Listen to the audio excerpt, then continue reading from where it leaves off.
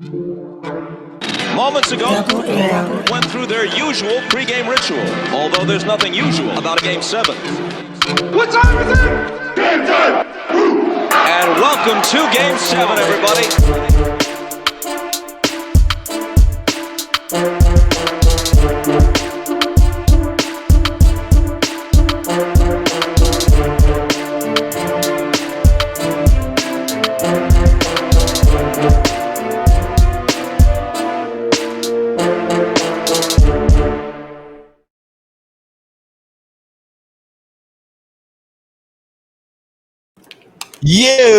Another Sunday edition of the Game 7 podcast. You already know who it is. Some of them people watching is like, no, nigga, we don't already know who you are, nigga.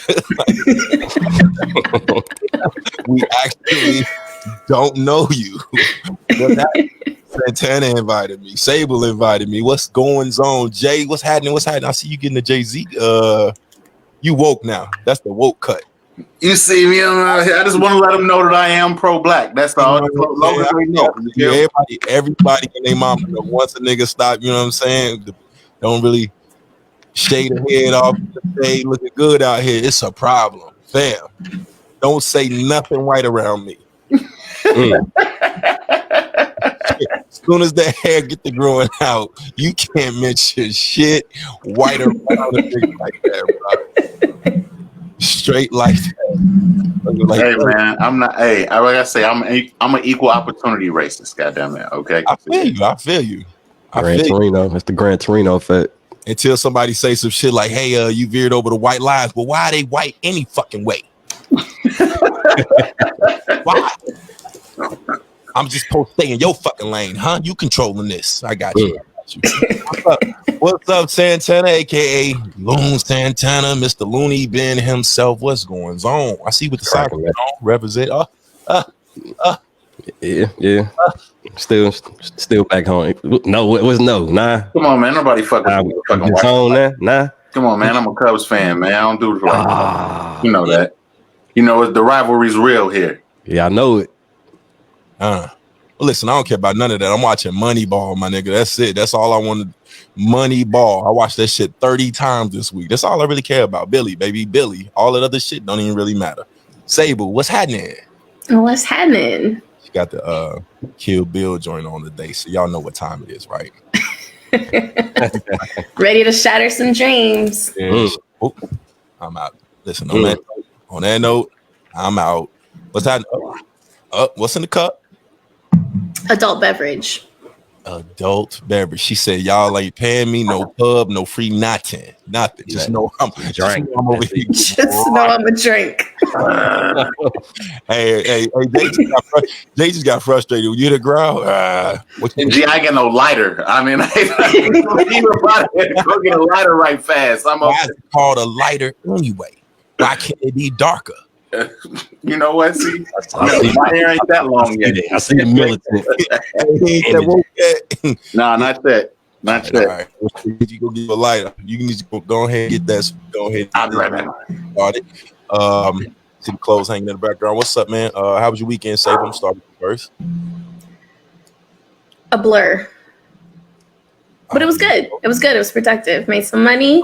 Relaxed a little bit. It's always good. It's always good. Money is always good. Money is always good. How was your weekend? She ain't giving up the details. She kept it short and sweet. I made some money. I made some coins. Get your coins, queen. Right? Santana, what you got in that? Never mind. How was your weekend, Brody? Oh, man, it was quiet. I'll tell you, I've been in the house since last weekend, man. Gave it up too much, so life told me sit my ass down for the week, stay out the streets. It ain't for me no more. So now I'm in the house trying to get better. I said he was in the streets and he tried to deny that shit. Yeah, nigga. I was out there moving around. Yeah. We know better. My ass in the house. Hey, he had that fresh lineup. He was in them streets. He was. That's life real quick this week. At home, drinking tea and got that Billy D cracking. He's out here. Yeah, hey, he was on Instagram. He was on Instagram flexing. You know what I'm saying? Hey, auntie, and it probably was in them streets. You know what I'm saying? With a male thought uniform on. Male thigh uniform. You was out You there. had them gray sweatpants on, Santana, Hey, with the white tee. Was you That's the male thigh You was out there uniform. sweating, Santana. huh? She told you. Uh-huh. yeah, I've been still all week though. Better. Got to after that. You can't just go out in them streets wild like that. Then think you just gonna I come ain't home. young no more. Sit your ass down. What up, Jay? I like that sweater though. You already know I need the moon joint. I appreciate it. Hey man, these motherfuckers so motherfucking comfortable too, boy. I promise you. Like why this motherfucker like sitting in the cloud, G. Motherfuckers need to get in tune. I see you. I see you. I see you. You got the dark atmosphere behind you in the moon, man. Stupid. You painting the snow black this winter. I see what you on. No black, goddammit. Fuck a white winter. Feel me? Why is we buying gifts anyway? That's a scam. What you say? Black as hell. Christmas is a scam. Oh yeah, listen. He said Christmas is a scam. Santa Claus is black. Jesus is too. Come on, man. You know Jesus black got married in front of a black Jesus. You seen it. Ain't too many motherfuckers can say that. Yes, that's dope. Well, technically, we all always in front of a black Jesus. Says the atheist. Atheist, man. I just don't believe God and Jesus and stuff is what y'all think he is. You know this. Here we go. Somebody gonna tell me different? I don't know what you think we think he is. Most people refer to God or think of God in the form of a savior, or you could just pray your way out of some shit, or Oh, okay. all good things are just thank God, and all bad things are the devil. I just don't believe in. Okay. We don't want you to go on your tangent about no bad, but okay. I want to clarify before people kill me. Like at the end of it's just weird that people always, when shit go good, is always thank God. That's all. That's it. And then you turn around and say he's almighty, but then when stuff goes bad, you giving the devil a whole lot of power. In other words, we can chalk this whole 2020 up to the devil. No, it's a test. It ain't necessarily. Man, I'm not finna get into this with you, G. Look, Yeah, the air got a little thicker. Like, oh, here we go. We in there. I firmly believe that though. Like I said, I believe there is a God. I do. I believe there is a God. I don't think that you could place two babies in this world and they evolve into some shit. I think that's just what you call that. That's just common sense. You can't do it. You can't place two babies in the world. You can't place two babies in the world and then do all of them things. And you know what I'm saying? You can't do it. So at some point, two humans had to be here and be taught something. Right or wrong? Look, G, God is real. We're not for the argument with you. All right. God is real. That's it in the story. It's really nothing else to that. That's all. Like again, if you want to give them the power and do all the things, then all I'm saying is I know you would die for your daughter. That's all. Yeah, but that's. But at the same time, if my daughter's fucking retarded, then what? And she got her own goddamn hospital. Okay, but you're all powerful. That's what I'm saying. So again, That's the kind of episode this about to be. No, but Well, glad I got some drink. if you created the stars, the earth, the moon, your daughter, and everything else, and you have the power to not make her fucking retarded, you're not gonna not make her retarded, my nigga. Free will, nigga. She got the choice to be fucking retarded. If you want to go ahead and be retarded, shorty, go be retarded. I'm gonna have to disown your little goof ass. All right, so listen, so that's where we at with it. That's all. That's all I'm saying. God is absolutely real. Don't nobody. If you ever listen to anything I say, I speak, but I know there's certain things in it. Like if you want to call it a test, you call it a test. Whatever the reason is, God is absolutely real. I just do not believe that He is what y'all think or most people. That's it. Hey, but shout out to BC and me on Twitch. She got us pulled up on her Twitch right now, and she said it's all energy and God equals the highest power above all. There you go. He still ain't made me dope in Warzone. You see what I'm saying? I'm still trash. Feel me?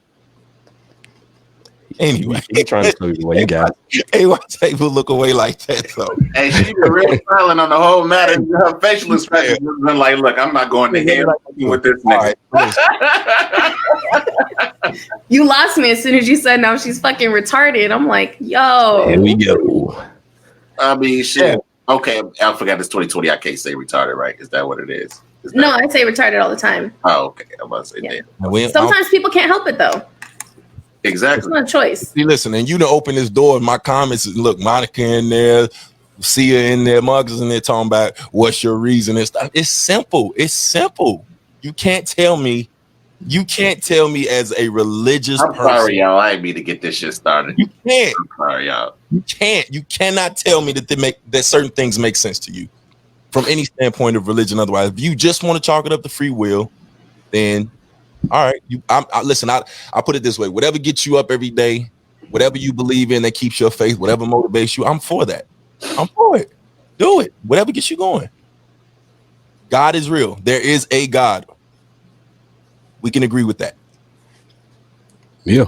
So he's black, motherfucker. He's definitely black. Let me say that.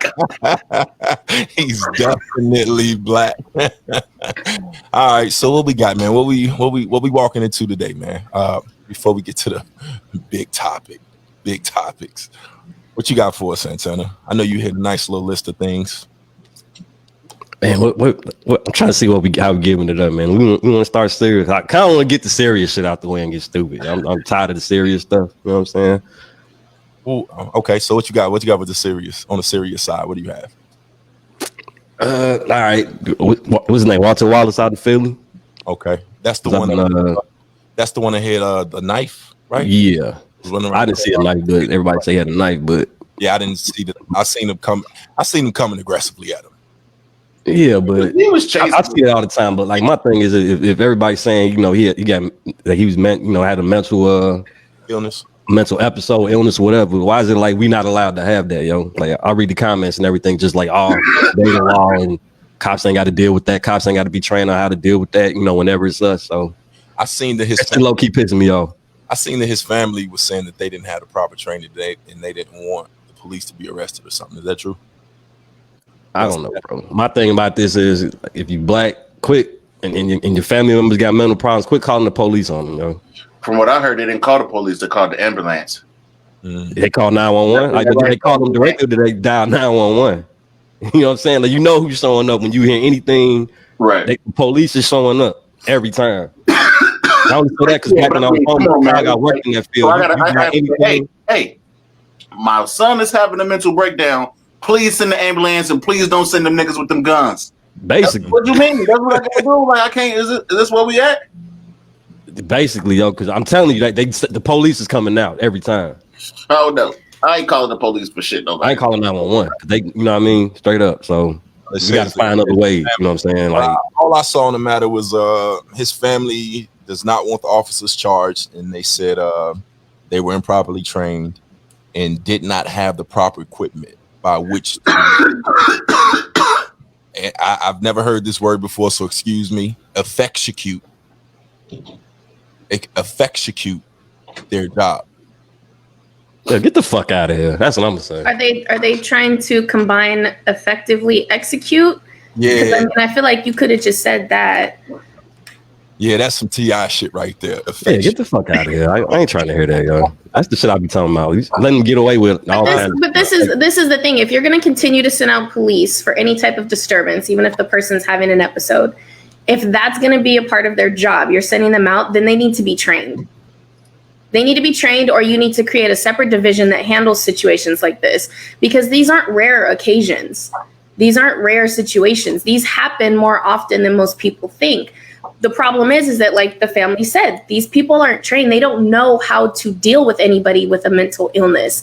And having any type of mental situation, that's such a broad variety of things, from schizophrenia to even autistic people. Like, there's so many different things in between that. You need to have someone who's actually trained in it, who's actually had some type of work with someone who's had any one of these conditions, who knows what to do, who knows how to de-escalate. And They're not. They're just sending cops out. Go handle the situation. Go handle it. It's not a regular domestic situation. It's not someone just flipping out. This is someone who's not processing things as a normal person. So you can't send someone who's treating them as a normal person to go fix it. You know, my only problem with all of these, and the reason why I really stopped following up, and I'm going to go on record, said I really stopped following up with all this because y'all know my stance. My stance is a little bit too far right, far left, or radical, or, you know, extremist, whatever you want to call it, as far as dealing with all this shit. But my thing is knife, mental illness, gun, whatever. When do they start tasing or shooting to de-escalate the situation instead of kill? Because I seen the video, and I rarely watch them, but I seen it because I was like, okay, what the fuck is going on? And it's like one cop's open up, and the other one's like, well, shit, it's open, shit, and they go, and they just trading back and forth with a dude that's already gone. If it was a knife, he's down. I'm pretty sure he's down after the shot. Shoot him in his leg, shoot him in his hand. Cool. 16 shots, 8 apiece, whatever the case, and everybody letting go just don't make sense to me, you know. And that's the part of it that always annoys the fuck out of me. But again, we watched this. Well, that just come from the training, G. In any type of gun class, they tell you, nigga, you shoot to kill. And they gonna never reverse that training because they always want it to be one story. And that's the key. Just like even when in concealed carry classes, that's the key. Is shoot to kill. Somebody come in your crib, nigga, you shoot to kill. Ain't no such thing as a warning shot. Which in everybody's mind, you thinking like, why the fuck would I do that? Why would I? But that's what they teach you is you shoot to kill. End of the story. They do the same thing in truck driving. You don't want to hit somebody and injure them. It's wild to say because of the blow, just like with the concealed carry, because of the blowback. Yes, if you gonna hit somebody, take them out. Yeah, that's crazy. Same thing. Wow. I'm on both sides of that. You know what I'm saying? Yeah. It's wild, but yeah, it's if I hit you with this truck and you know you live to sue us or lawsuits and that so part, on and so forth, it's a motherfucker. But take you out. Yeah, but I mean, it's just like she said though, G. It's all about who they dispatch into these situations. They can't just be dispatching the cops because they don't know shit. They're not trained to handle this, especially somebody with some type of mental illness. Period. It's a story I saw, yo. Well, I think the guy might have been white or Hispanic. He was having a mental episode out in the middle of the street. He's playing with like a little toy horse or a car or something, fiddling around. Had his caregiver, or was I call him a mental health tech. I don't call him a caregiver. I used to do this. He was a mental health tech out there trying to help the guy. I saw that story. Yeah. So you telling me, how does the mental health tech, the black dude, end up getting shot in that story? I remember that. You see what I'm saying? Like I ain't calling 911 for that, bro. Monica said Jason looked like he was born with a blunt in his mouth. We know the history. We know the history of the blunts, and Chuck said, first of all, Monica, you the reason why I started smoking. Yeah, look, I was about to say we know the history. We know who the smoking partner is in that situation. But yeah, Chuck says EMS is gonna call the cops too or whatever. So it's like a lose-lose situation. Who say Charlie say facts off? He wasn't mentally ill. Cops been in his house 3 times or so that day. He beat up a chick, put a gun to her head, fought other cops. I mean, that's sometimes what mentally ill people do. Is like they don't give a fuck. So all that happened and they left. That's what I'm saying. All that happened and then that's how that ended up. I can't believe that happened and they bounced. Sounds fugazi as hell. Or if they bounced, that tell me they knew something was up with this dude type shit. I don't know. That's just all this shit sound crazy. That's crazy. Well, yeah. I don't fuck with cops, man. Yeah, I don't need to really. I don't keep it a bang. I don't got shit against them other than the system and shit like that. But they gonna keep doing. It's like a relationship with a nigga that cheat and do all the rest of the shit anyway. At the end of the day, they're gonna do what you let them get away with. This is what it is. As long as they don't ever check the police got free range and free will to do whatever they want to, whenever they want, and it's very limited. I seen a story that said this officer and his wife or stepwife or some shit killed a kid and killed that kid. His what? His stepwife.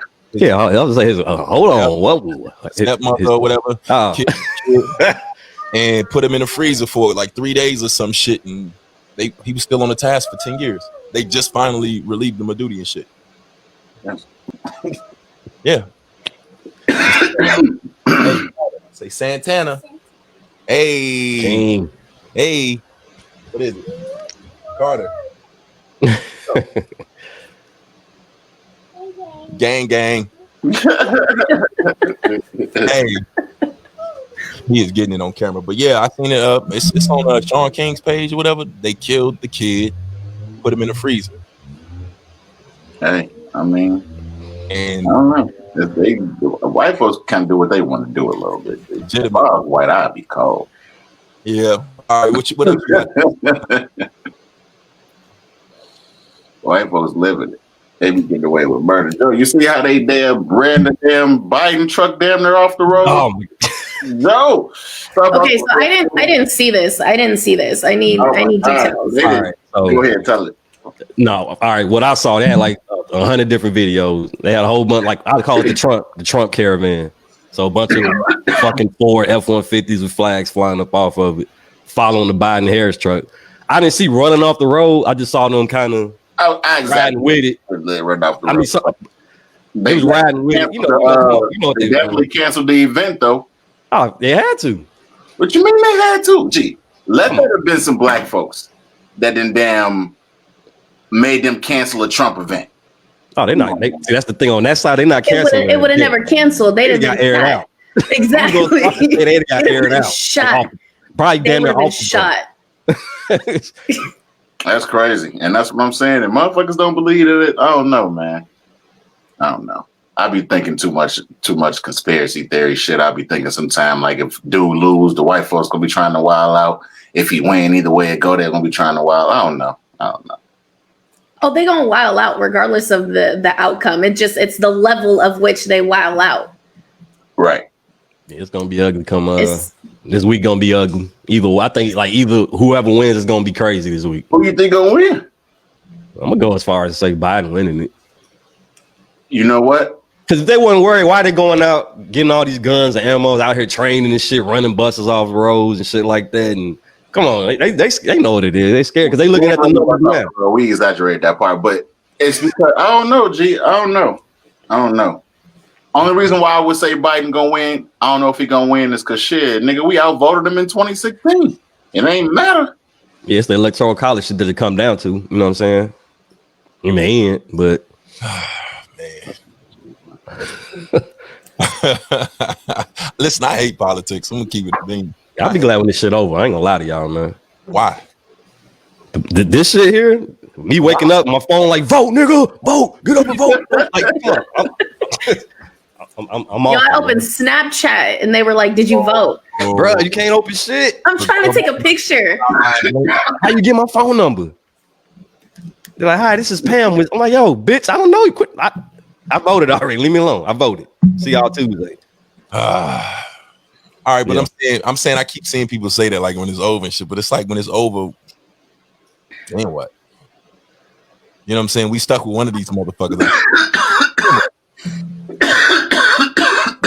Like I really feel like people are treating this shit like a versus battle. Like once it's going, who next? You know what I'm saying? Like who up next, G? Like no, nigga, we stuck with whoever they pick for the next 4 years. Here's the thing, though. Why don't we? What we should do, though. Me and my cousin was talking about this the other day because we disagree about a lot of politics shit. Really, mainly because I care about my goddamn guns. But anyway, we need to start figuring out who the fuck we want to elect for next election. So it ain't like we got two like old ass white folks to be voting for. We need to try to figure that shit out now. See, I knew it was wait and figure out our demands now. I told you I was gonna come out before the end of the show, right? Fucking What? white people. We don't vote these white folks in this motherfucking office. I told you I was gonna come out. Little nigga let his head get a little nappy. You know what I'm saying? This is what we need to do. Stop it. Yes, I'm just telling you, it was gonna happen. I knew it was gonna happen. You couldn't have said candidate, my nigga. You couldn't have said candidate, ex-candidate. You had to specifically go through voting these white folks in. Yeah, and I'm not disagreeing with you. I'm just saying, you know my stance. The point of how about the old ass? Like they old as hell, and that's like, why that's That's that part, yo. and that's why they're gonna continue to win. But that's what I'm saying. If we try to figure it out now, you got 4 years to try to figure it out. If we actually try to figure it out instead of waiting till the ninth hour. Now we got Yeezy right now. We Don't start right now. Here we go. Yep. Don't start. Here we go. Don't. Well, we here now. Start.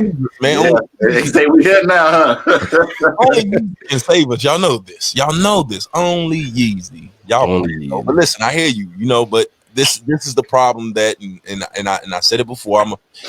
It's kind of like truck driving. To sit back and think that as a black man within a company or whatever, you just gonna shoot up and be qualified, and you know the candidate after they've had a whole head start and they know this shit in and out. It's tough, bro. These niggas is eating. They eating. It is what it is. And I mean, I'm not saying we can't, but I just highly doubt. Like, let's put it this way: there's a reason why Biden and these motherfuckers are in this position. They're puppets. And they have certain connections, and so they're elected by their people to be this and for all these reasons. And you know, it's always somebody back there with another scandal or another agenda that's pushing this and pushing that. And there's so many fucking doors and secrets and ways around it that just getting a dope ass candidate to get in there, it ain't gonna happen. And that's why I said the system is fucked. It's not gonna happen. A lot of this shit is based on favors, and y'all see the movies, man. Y'all know how this shit go.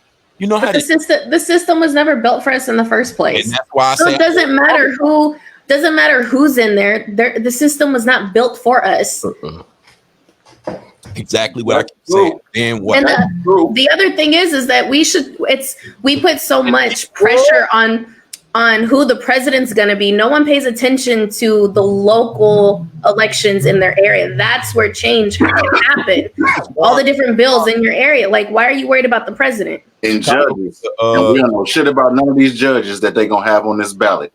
Man, again, all the system and all that shit, right? Is what it is. System is not designed for us, and that's basically why I usually leave this shit alone, because we could talk till we blue in the face about why it ain't this or why it's this and what we need to do. And at the end of the day, it boils down to exactly what you said. We do need different representation, and it's just not gonna happen the way that we do it. I don't believe but it. at the same time, it really don't. I don't know. But you know who don't ever care about politics? The Chinese, Asians, really. Indians, they don't be giving a fuck. You want to know why? Because they just be getting money. I don't care who's the president. I'm just going to get to the bread. You also know why they get money. I mean, because they had a lot of tax-free years. God damn it, that's why. But still, I mean, they also keep it in their community. You know what I watched? Right? They had them like Chinese consulates and shit like that. You got to go through certain shit. We don't have that. We might have had like what's the NAACP, but them niggas corrupt too. Them niggas be on bullshit.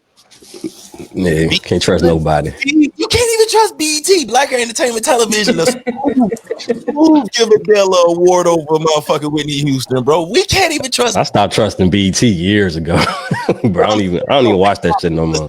You think about all our systems and all this shit that we be talking about. I mean, you could crucify Ice Cube and crucify Kanye and the rest of that, but all of them have one thing in common. As soon as a nigga get on, they be looking for the white man for approval or something. As soon as a nigga get on, who can I align myself with to show that I'm powerful? And niggas can say what they want, but all them niggas had Trump and they rapped before Trump was president.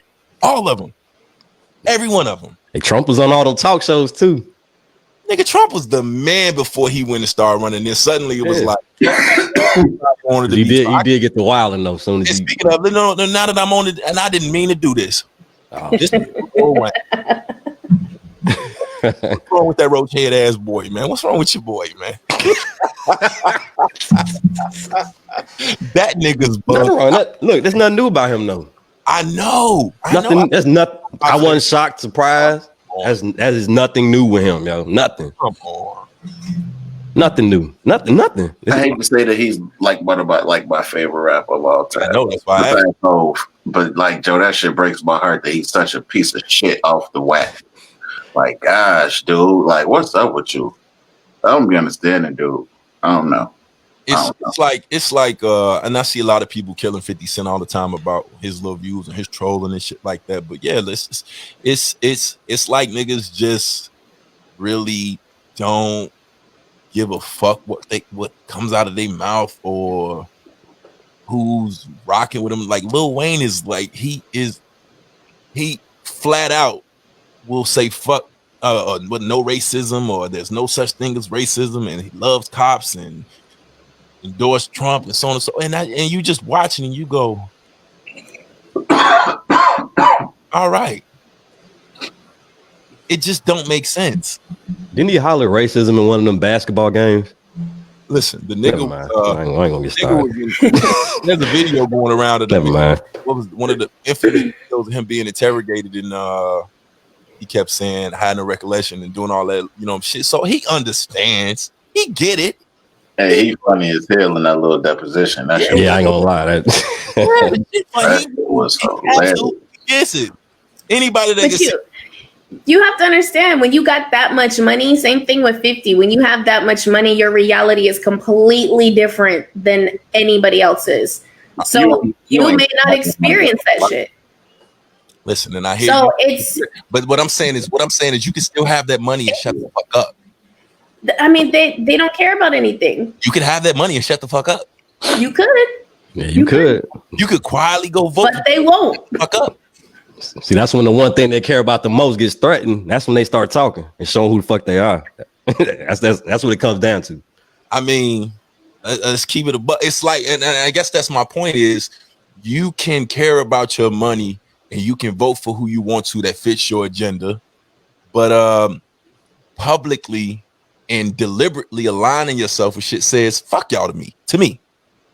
That's the part of it that is telling to me. Everything else, because I mean, keep it real, he ain't dropped no music that we checking for. He ain't got no movies. He got shit else we checking for, bro. You could quietly shut the fuck up, and niggas will still talk about you in debates and barbershops and shit everywhere. You can shut the fuck. You can completely go to your irrelevant ass habitat and atmosphere with your entourage and shit like that, and watch Drake do what he do, surpass all your records and so on and so forth, and we would never even be checking for you. But you have to step out and do the things that you're doing, and it's almost as if you're doing it on purpose. Hey man, I don't trust none of these folks with all this money, yo. Because like I said, they got all their money because they in business. It's good business for me to say, oh, Biden and all them folks with money, we don't know who they voting for. I don't trust none of that shit. I don't follow. Yeah, Cardi's talking. No, I don't trust you unless I see your vote, bro. And see, the thing about it is, and the other part of that is, he can't be that well off the way Brian can't be that well off. Like, I can understand wanting to protect your money that you do have, but I think that's probably more so what it is. He's trying to protect what little bit of money he has left, because he for sure do not have the money that people think he does. So no. What? I'm pretty sure Wayne got a pretty large amount of money. He probably decent. I ain't say he was broke. He probably decent. Shit, Floyd Mayweather probably decent. But you know what I'm saying? I'm just going off of the years that pass of clearly talking about Forbes top rappers, or knowing niggas bags and what they getting, and knowing that niggas need that tour money to do certain shit. And I know he ain't got Drake money. I know right now, not right now. You know what I'm saying? So it's like you may be decent, but shit, DMX might be decent. You never know.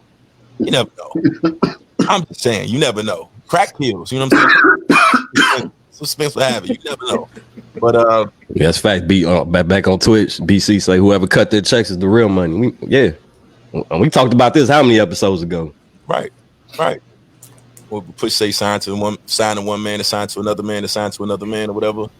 It is what it is. Like I said, I ain't counting the man pockets. My whole point in all that is the timing. Like, if you aligning yourself, like, to jump out on that ledge all the time, to me says more than I think people want to let on. I think it's less about what you're saying or what you feel or believe in, and the audacity is what I'm saying. Because at the end of the day, we know how this plays out.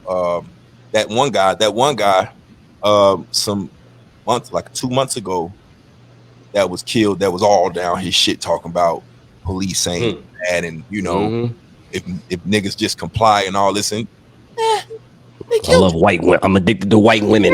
Yeah, him. Yeah. Same shit Jews off him. They killed you. And that's how I look at it. It's like, at the end of the day, that may be beneficial over here, but who's responsible for who you are in the future and now and your career and your supporters? Like, majority of it is gonna be us, but it's fuck us is what I'm saying. But listen, that man grown, he do what he do. I knew he didn't have real good friends around him anyway when his hair is doing what his hair is doing. So Look, Julian say he think we should hold our vote and not vote at all. What y'all think about that? I don't know. Like, every time I hear it, I want to know what's the point of it, or what does that do? That part. Listen, I don't know. Fuck this system. What is the system doing? Fucking us. You just said fuck the system. System fucking us. There's no loopholes. There's no shortcut. The system is built for centuries to fuck minorities. Nigga, listen, let me tell you the funny shit about it all. And the reason why the shit's so funny to me is because everybody, I'm a firm believer that memes are a clear depiction of reality. Came from somewhere, shared somewhere, been viral for somewhere. It is like a reality check for the things you think about. So like you could be sitting here thinking about, like I said, all these rappers are being used as puppets, right?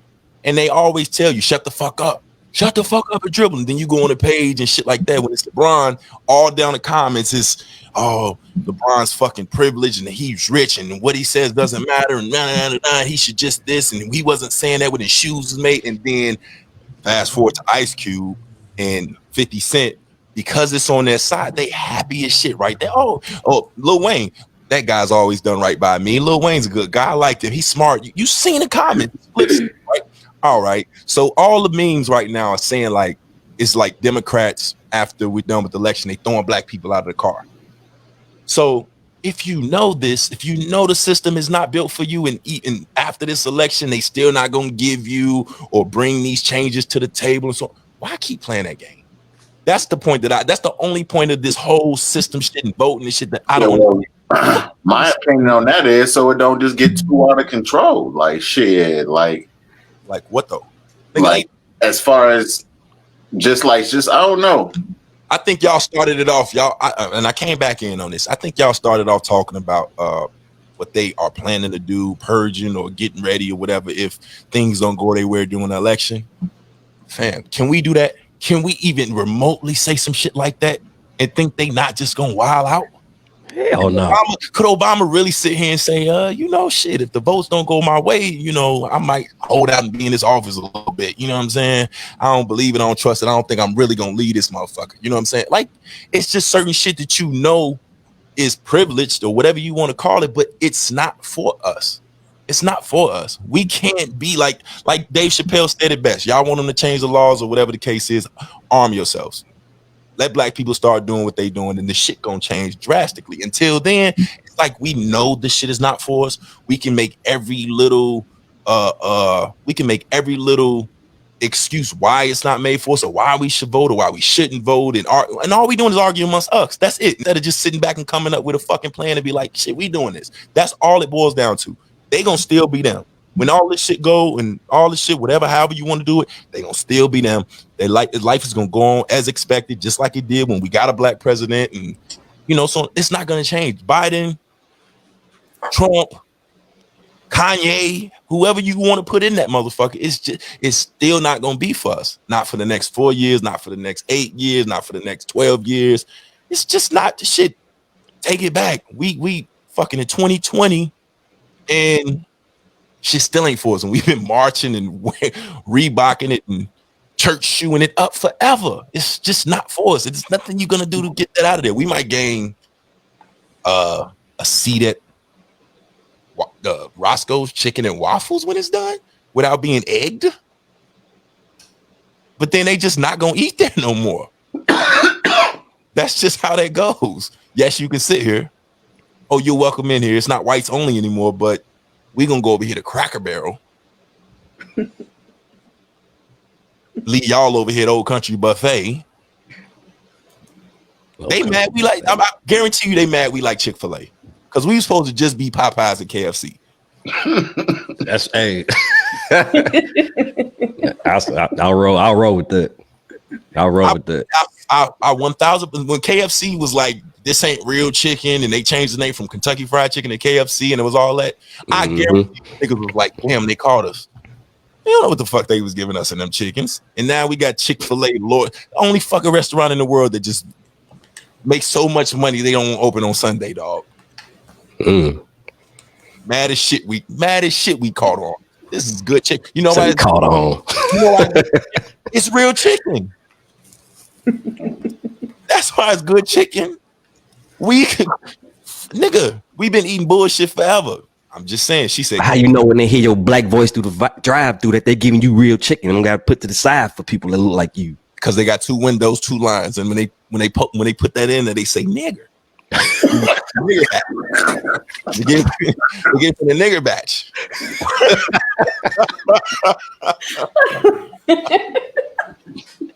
That's why.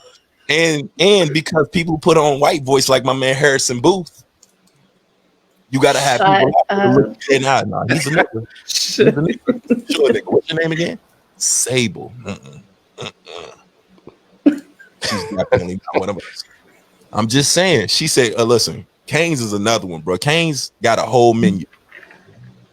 Somebody here explain to me why Cane's got a menu. I have no idea. I just go to the drive-thru. Yo, let me get a 3-piece or 4-piece. Yeah. Let me get an extra sauce in each order. That's it. I never have to look. There's nothing to look for. They literally only sell chicken strips. All you need to why you have a menu? Why do you have a menu? Fam, you know what I came here for. I just want chicken strips. I clearly just want chicken. Give me 12 of them. That's it. You just tell them how many you want. That's it. How many sauces you want. Get rid of this. Yeah, get this fucking menu out of here. I couldn't believe I rolled up to that bitch and they had nothing else but chicken strips. Nothing. I'm like, yo, this is wild. But anyway, so yeah, I don't know about that vote shit, bro. I don't know about the vote shit. You know what I'm saying? I just feel like when it's all said and done, let's say they do resist. All right, best case scenario, real shit. Best case scenario for everybody is Trump loses and he stays in office and these people do arm up. That's the best case scenario. Should tell you everything you fucking need to know right there. Just saying. Best case scenario. Otherwise, this little cycle gonna continue. But at some point, people have to realize that they're able to get away with shit, and it's really a fucking war going on. They'll lose that battle, though. I don't think they really. I think they might try to pull a little bit, but it's okay. And we said that they're absolutely gonna lose that battle if they decide to go their route. But it's no different than when the NFL and everybody else did it. We knew they were gonna lose. People are just scared to change it and step up and change it. They're gonna lose. History has shown they're gonna lose. You mad hat? They're gonna lose. They're gonna lose. I'm saying, Southern, you mad? They're gonna lose, and I mean, in the long run, it is what it is. But people are too scared to sit back and change the system. I truly believe that. I truly believe at the end of the day, this cycle and this little facade that we got going on, land of the free and all that shit is bullshit. And at some point, we can continue to debate about this shit on Facebook all we want to. We can continue to be mad. We can continue to worry: is early voting being counted? Ballots being counted? Is this there, or point finger at you didn't vote? Well, don't shut up if you didn't vote. Or why are you voting? Why not? Why aren't you voting? Or what about your money? We could do all that shit all day. At the end, somebody said that Puff said we should start a black political party. I think that'd be dope if we could do. You know what I'm saying? Motherfuckers actually have to read and learn and think, and motherfucking figure it out. That's the only problem. It have to take some real effort amongst the Negroes. If you want to have something from a motherfucker, put it in the goddamn book. So you said we should start a black political party? Yeah. All right. First meeting, they blowing up that whole event. That shit is up in front. We talked about this before, right? Try that shit out and open if you want to. They getting that shit the fuck out of here first chance they get, and they automatically labeled as a terrorist group. That's a big deal. More is waiting to happen. Nah. That's my hope. We've seen this. All that shit is great, and I'm not saying we shouldn't, but we definitely shouldn't be hearing this from Puff Daddy though. I mean, it's a dope idea, no matter who it came from. I think it's cool. It is coming from. It's cool. It'll never work. It is coming from a nigga that closed the studio because you don't get him a chicken sandwich. It's not gonna happen, and the reason it's not gonna happen because you know why it's not gonna happen, because of you motherfuckers and y'all negative goddamn attitude. That's not negative. It's reality. Let me shoot a dream before a goddamn motherfucker could take a nap. God Damn, you motherfuckers, boy. Let me tell you why. This is life, bro. Because we see it. It ain't being negative. We just going off what we see. How it's been. No, hold on. Let me tell you why you asked backwards. I said on this podcast for about 4 episodes, and really just at the beginning of this shit said, fuck they politics. We need to do our own shit. And you looked at me sideways. This nigga say start a political party, and it's a great idea. Stay off. No, I told you I told you I agree with you saying we do our own shit. But I mean, when I say do our own shit, I mean like as far as like monetarily though, like do our own shit, like separate. I said that. I said white people started Bitcoin. We could do the same thing. I've stood on here and said these exact words to you and everybody else. Okay, but so I can't think your idea is not a good idea and his idea is a good idea too, motherfucker. I can't think two ideas. You told me. Let's get the fuck up out of here, dog. How we gonna do right? It? And then later on, I said, you know what? It makes sense. And right. Your exact words were, "Gee, I might be with you on this one now." So I'm just saying. So you arguing with yourself, man? Don't do that. I'm not. I'm just telling you. As a nigga that hit a light bulb in his head. Bing. You know what Puff said? Fuck you, nigga. I said that already. Puff stole mine. No. That's not. But see, that's not. Okay. I guess you didn't say a political party though. That's all. I said we got to branch off. That's exactly what I said. We have. Oh, okay. My fault. Puff stole your idea, G. My bad. Okay. Puff stole your shit. My fault. All credits due to you. No credits due to Puff, y'all. Okay. I eat your I want to eat your kids, nigga. Pause. Don't take that sound bite either. You know Mike Tyson. You know what I'm talking about, Santana. Don't be trying to put that shit up there or whatever. But listen, look, another idea on the Twitch stream. Say BC again. We have to be example in our households first. When we change our lifestyle, it causes a ripple effect.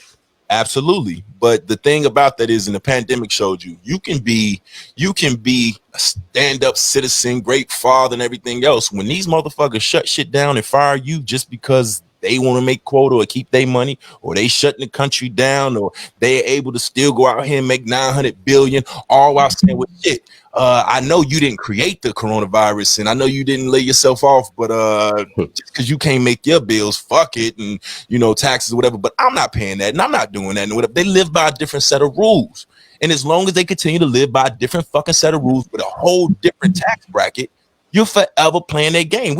Let's keep it a buck. We don't really actually know what the fuck the coronavirus is or what it was meant to do. This shit could be going to conspiracy mode. This shit could have been planned from the get-go. A whole fucking reason and whatever to move into a whole different wave of commerce. Online business is booming. These niggas is profiting big. Christmas is not even going to be the same. I know trucking companies right now that are absolutely overhauling because you are not going to pack up the stores to shop for Christmas, and you're not going to gather together. So we going to make a killing. And on top of that, they're still eating. If you don't have a job, if you're getting lower, Christmas is still going to be Christmas. They expect you to still come out your pockets for your kids and pay your bills and everything else. But that money, this shit ain't coming in. Matter of fact, the niggas still only gave us $1,200 this whole fucking year. Yeah. They sweet somewhere. There you go. I mean, he only technically gave motherfuckers $1,200, but listen, you definitely came up a lot harder than $1,200. We're not listening. Let's be serious now. We're not gonna get into all that. All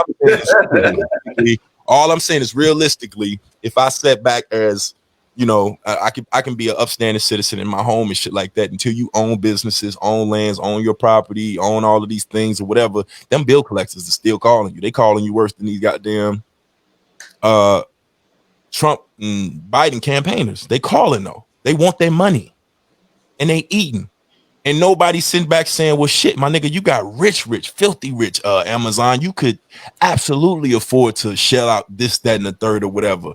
Or, Steve Jobs, I know he can rest in peace or whatever, but Apple and all the rest of these companies still they're eating. They're eating. The economy's fucked. And the first chance the stock market does anything sideways, our government is going to bail them out with money that we supposedly don't have.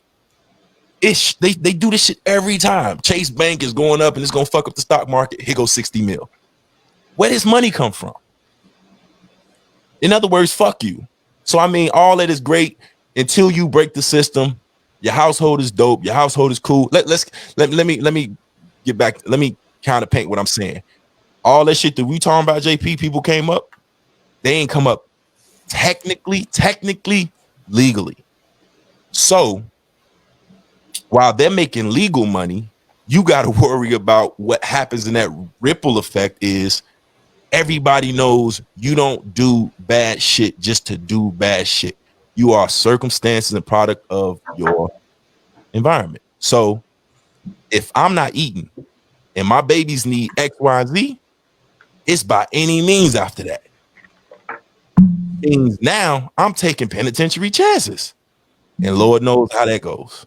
So they still good. And again, I don't know nobody. Maybe you in the pawn shop. Maybe you doing some other shit. Maybe you scamming. Maybe you doing pyramid schemes. Whatever the reason is, or whatever the way you cope and do your thing, it's also got a ripple effect. So that's the part of it all that I'm just like, yo, that shit is wild to me because they sit and speak. But these white folks ain't walking those straight lines, G. Don't think that they like not taking no penitentiary chances either. But the system was built for them to be able to do so and get away with it. You still prove my point. We big gonna skip that doodly den away with that money. All those tax loopholes. They get caught, slap on the ass. You still proving my point. The way that's the same thing but you still gonna go to jail with the same this ain't the drug game. When you doing that type of shit, you gonna go to jail to a little fair time and you gonna get a little slap on the wrist too. It's gonna be the same shit for you. What you saying right now is absolutely absurd. White people justice and black people justice is definitely not the same. We've seen that. Definitely not the same. You're absolutely correct about that. But point being though, it's not. That type of time is not the same as drug time, and that's all I'm saying. That's not the type of time. It's not the type of all I'm saying is historically what I'm saying, the same places. What I'm it's saying, not the same amount of time, but you're definitely going to get a harsher punishment if you are a little darker complected. You worry, you're stressed, is what I'm saying. Even if y'all got the same sentence, there's still that probability that, and we've seen it. Prime example, black woman wants to send her kids to school. All she did was change her address to get them in a good school. Time. White woman scams motherfuckers out of college money in the whole nine. Nada. So what I'm saying is you always going to play by the same rules that they're playing. And shit, half the shit they learn from us. But they're the ones handing out the time. And that's why the game is fucked up. We're not handing out the time. It's different. If I sat back and I looked at you and I said to you, yo, shorty, I can't believe you opened the OnlyFans and you selling pussy out here. What's wrong with you? Hey, homie, I can't believe you out here selling dope. What's wrong with you? Something's wrong with me because I'm judging you. I'm judging you from a standpoint that I understand why you're doing it. If you stood in front of me and I sat back and I said, shit, I get it. Times hard. Get it how you live. That's how the justice system is, differently between whites and blacks. It's like they stand up there and they're like, I get it. Bam. All right. Community service for 2 weeks. Man, you out of there. The next thing you know, they're looking at a nigga and they going, you can't be out here doing this shit.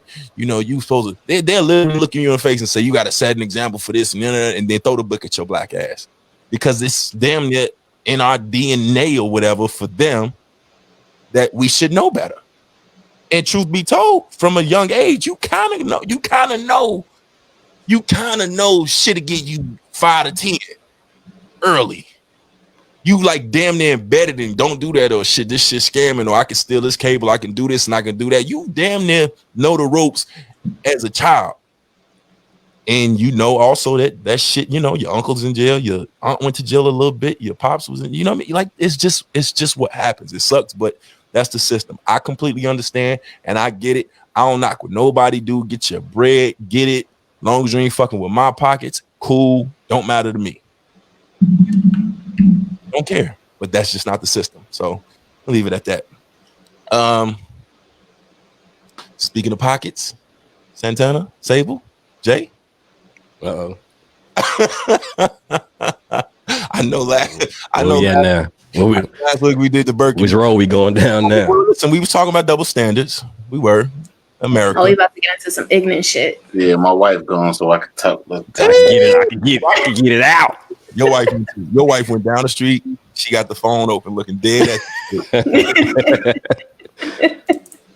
It's a wrap. It's a wrap. Don't do it. Don't do it. Don't. Hey, it's a step out on that ledge. All right, listen. Y'all know what time it is.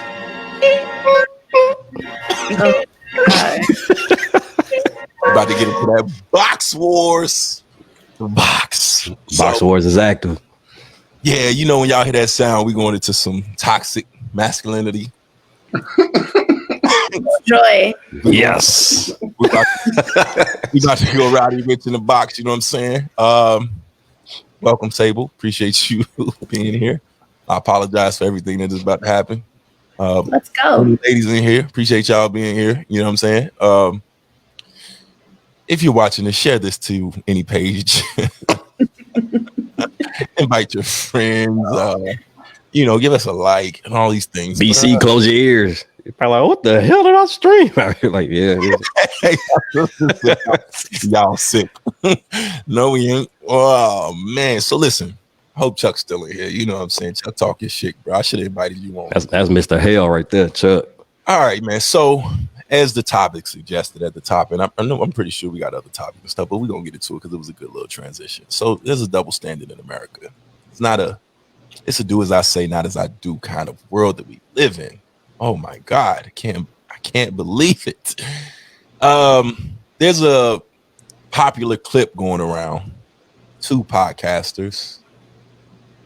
I believe they have I've never seen these people before, but I believe they have a business relationship as well as marriage. And you can clearly see my man's was frustrated. He was flustered. He was pissed. He was upset. My man had enough. He had enough of her shit. She got on the show. She was all, and he was like, fuck you, man. You didn't suck my dick last night at all, ho. You know what I'm saying? Not in those words. Not in those words. And I don't know, anybody got the clip? You can pull the clip up. We get a little sound bite or something. Matter of fact, I got it right here, Jay. I got it right here. So Jason said earlier, funny. Yeah. So I heard about it. Sable mentioned it. Hadn't seen it. So ironically, and I think you might mention it too, huh, Santana? It's new to me. All right. Did not mention. But all right, so it says pressured into marriage only to be denied sex. And here's the soundbite from that.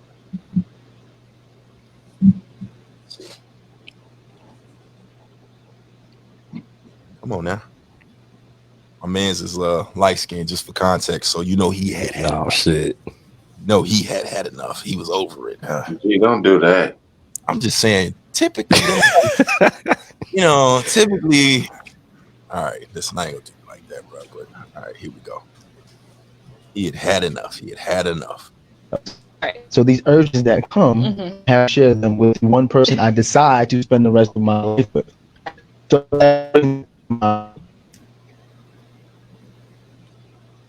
what we can discuss as a woman, because I don't want to say it's a man versus woman thing, but a lot of women do complain, oh, my husband's always on me. Why is he always on me?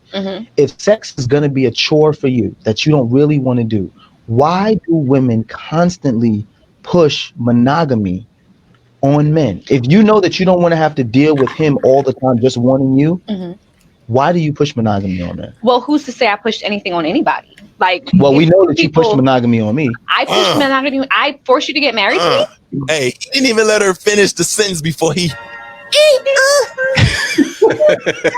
Hold on. We know you did it to me.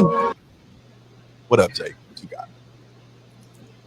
You hit the timeout button. You just needed a break to let that. What else is there to say? That's it. There is no real rebuttal. You ain't got no rebuttals for nothing. It was he got straight to it, but the way she got to, that was it for me. You feel me? Because at the end of the day, we know how this goes. Like, he has some valid points. If you are not ready for a monogamous relationship or to meet my demands the way that you demand things from me, why are you fucking with me? Let me lead me to the streets. Just saying. What you got, Jay? That's it. That's all you really wanted to say. You didn't even get to it no more. Santana. I say, hey. Both said it all. I'm just waiting. I'm just here like. Hey, he was expecting her shit though. He was waiting for that moment. Listen, he said, "Oh yeah, hey, no, it's not what you did." Yeah, he was tired of her shit. But see, I think it all ties in together, right? I'm really waiting for her reaction. I'm trying to hear. Yeah, I need to hear because I don't think there's no real rebuttal for this. Do she say much after that though? Hey, no. Chuck, listen, she went up like she froze up. Like, Chuck, go ahead, play it. She had a lot to say. My word. I didn't say you forced me to get married, but did you not say to me that you wanted to be engaged and you wanted to be married before you lived with me? You didn't say that? I want $1 billion. That don't mean I'm going to get it. I can want something, but not. You right now. You dodging the question. Nobody pressed you to do it. Yes, is that something I wanted? Yes, it was. But you didn't press me. Are you gonna lie now to the people because we talking about sex? You're gonna lie now to the people? DeVal, knowing you didn't want monogamy? Of course I did. So then why are you avoiding the question? That's not avoiding the question. I'm saying, does that mean because I wanted and I requested that you were going to deliver it? Like nobody pressed you for that. Talking about, you just said you wanted it and requested it. Do you not hear yourself? I can make a request. Granted. Am I not granting you monogamy? You are granting it to me. So this is my question. Hey, listen, it was the bro for me. When she said bro, she's stressing me out. She's on the ropes. Yeah. She's on the ropes. You bro? She's on the ropes. So she had a lot to say. And listen, and the thing about it was she said basically nobody made you do it just because I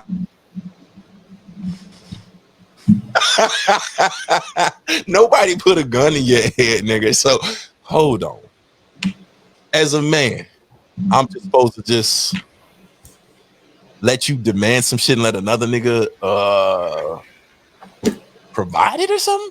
I stepped up. You asked for it. That's what a relationship is. How you gonna be mad that you asked for something and he delivered it? Yeah. That's why I laughed. That's why I laughed when she got to the bro. I was like, oh, okay, I see what type of time we on. Because let's be real, like if we out in public and I be like, yo, or if we even in the crib and I'm like, hey, I want some of that. You know what I'm saying? And you like, that ain't my responsibility. And I say, all right, sis, I'm out. you gonna want to kill a nigga if I sis you to death. All right, sis, I'm out. That's what we doing right now. We sis and broing. All right. I'm just saying, but all of it comes full circle because his big gripe was like, sex was a chore for you. It's a task for you. It's some shit that you wanted, you asked for. You wanted me exclusive. You wanted all the things that come with marriage. I'm providing those things that come with marriage, and you know what I require, what I want, and it's basically, oh no, if you can't, accept me for who I am, and just then I don't need to be with you. Yeah, T. We sissing them from now on.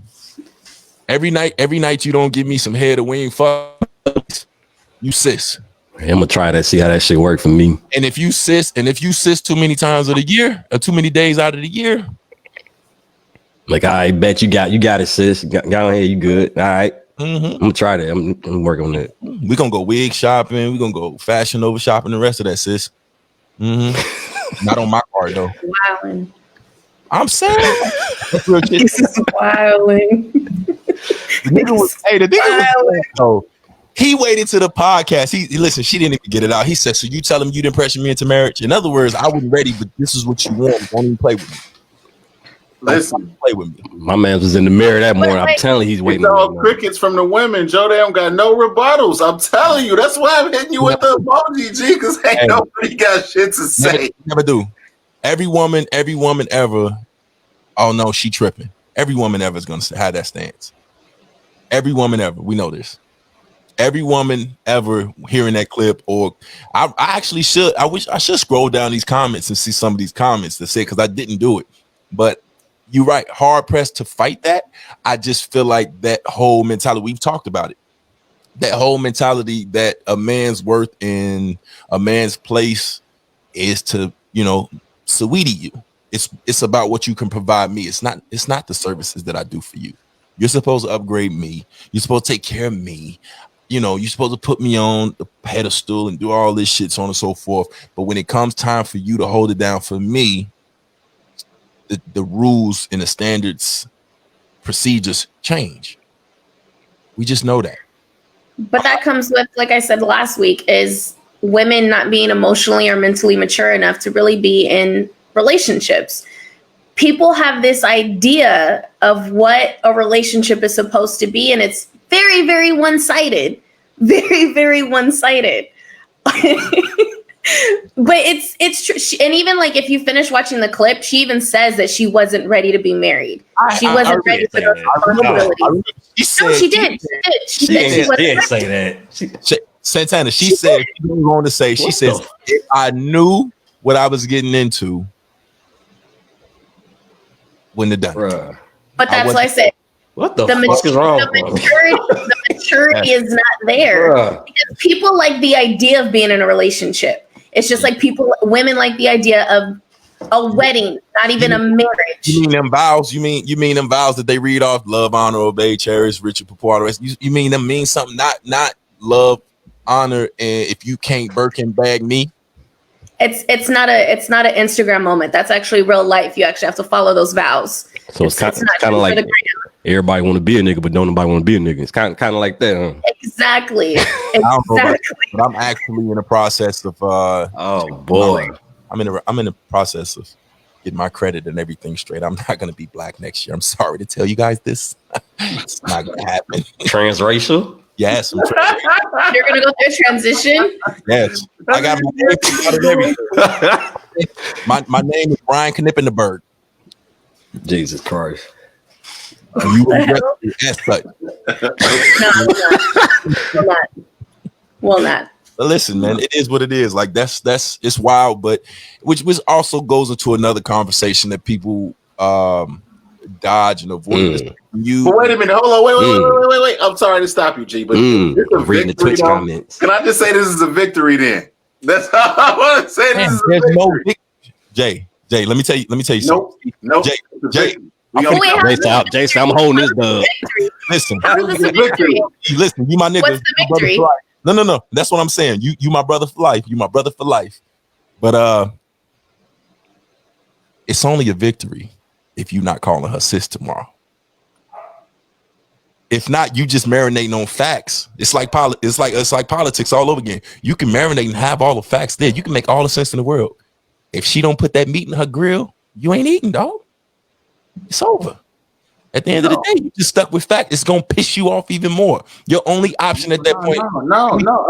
The thing is, as motherfuckers, see, people have been niggas been accepting this since the beginning of marriage, kind of. You know what I'm saying? Like it's kind of niggas been accepting this since the beginning of marriage. It's not like motherfuckers ain't been telling them this. But for motherfuckers just to admit it would be cool too. This motherfucker to be like, you know what? Saying that, you're right. Man, listen, I would rather you do that, but we know that's not happening. No. Wait a minute. We're not gonna put this all on women. We're not gonna put this all on women because let's just keep it 100. A lot of y'all get in relationships with broads that you're not gonna get nothing else out of her. We don't know that. No man has ever. No. Let me tell you something. You see the signs. You see the signs. Maybe. I don't know if I can agree with that. Yeah, that's what I'm saying. Maybe we see the signs, but I'm telling you, I don't know. There's a few things you're not gonna get a normal man, because I know some goofies out there. Normal man to do. I'm not marrying no known hoe, and I'm not marrying nobody that's not gonna give it up, and I'm not about to be with nobody that's not compatible with me or it's gonna get on my nerves. I don't want to do those things. When men get into relationships, majority of the time there's a checkbox, some things that we go off, and the biggest thing of that all, or two biggest things.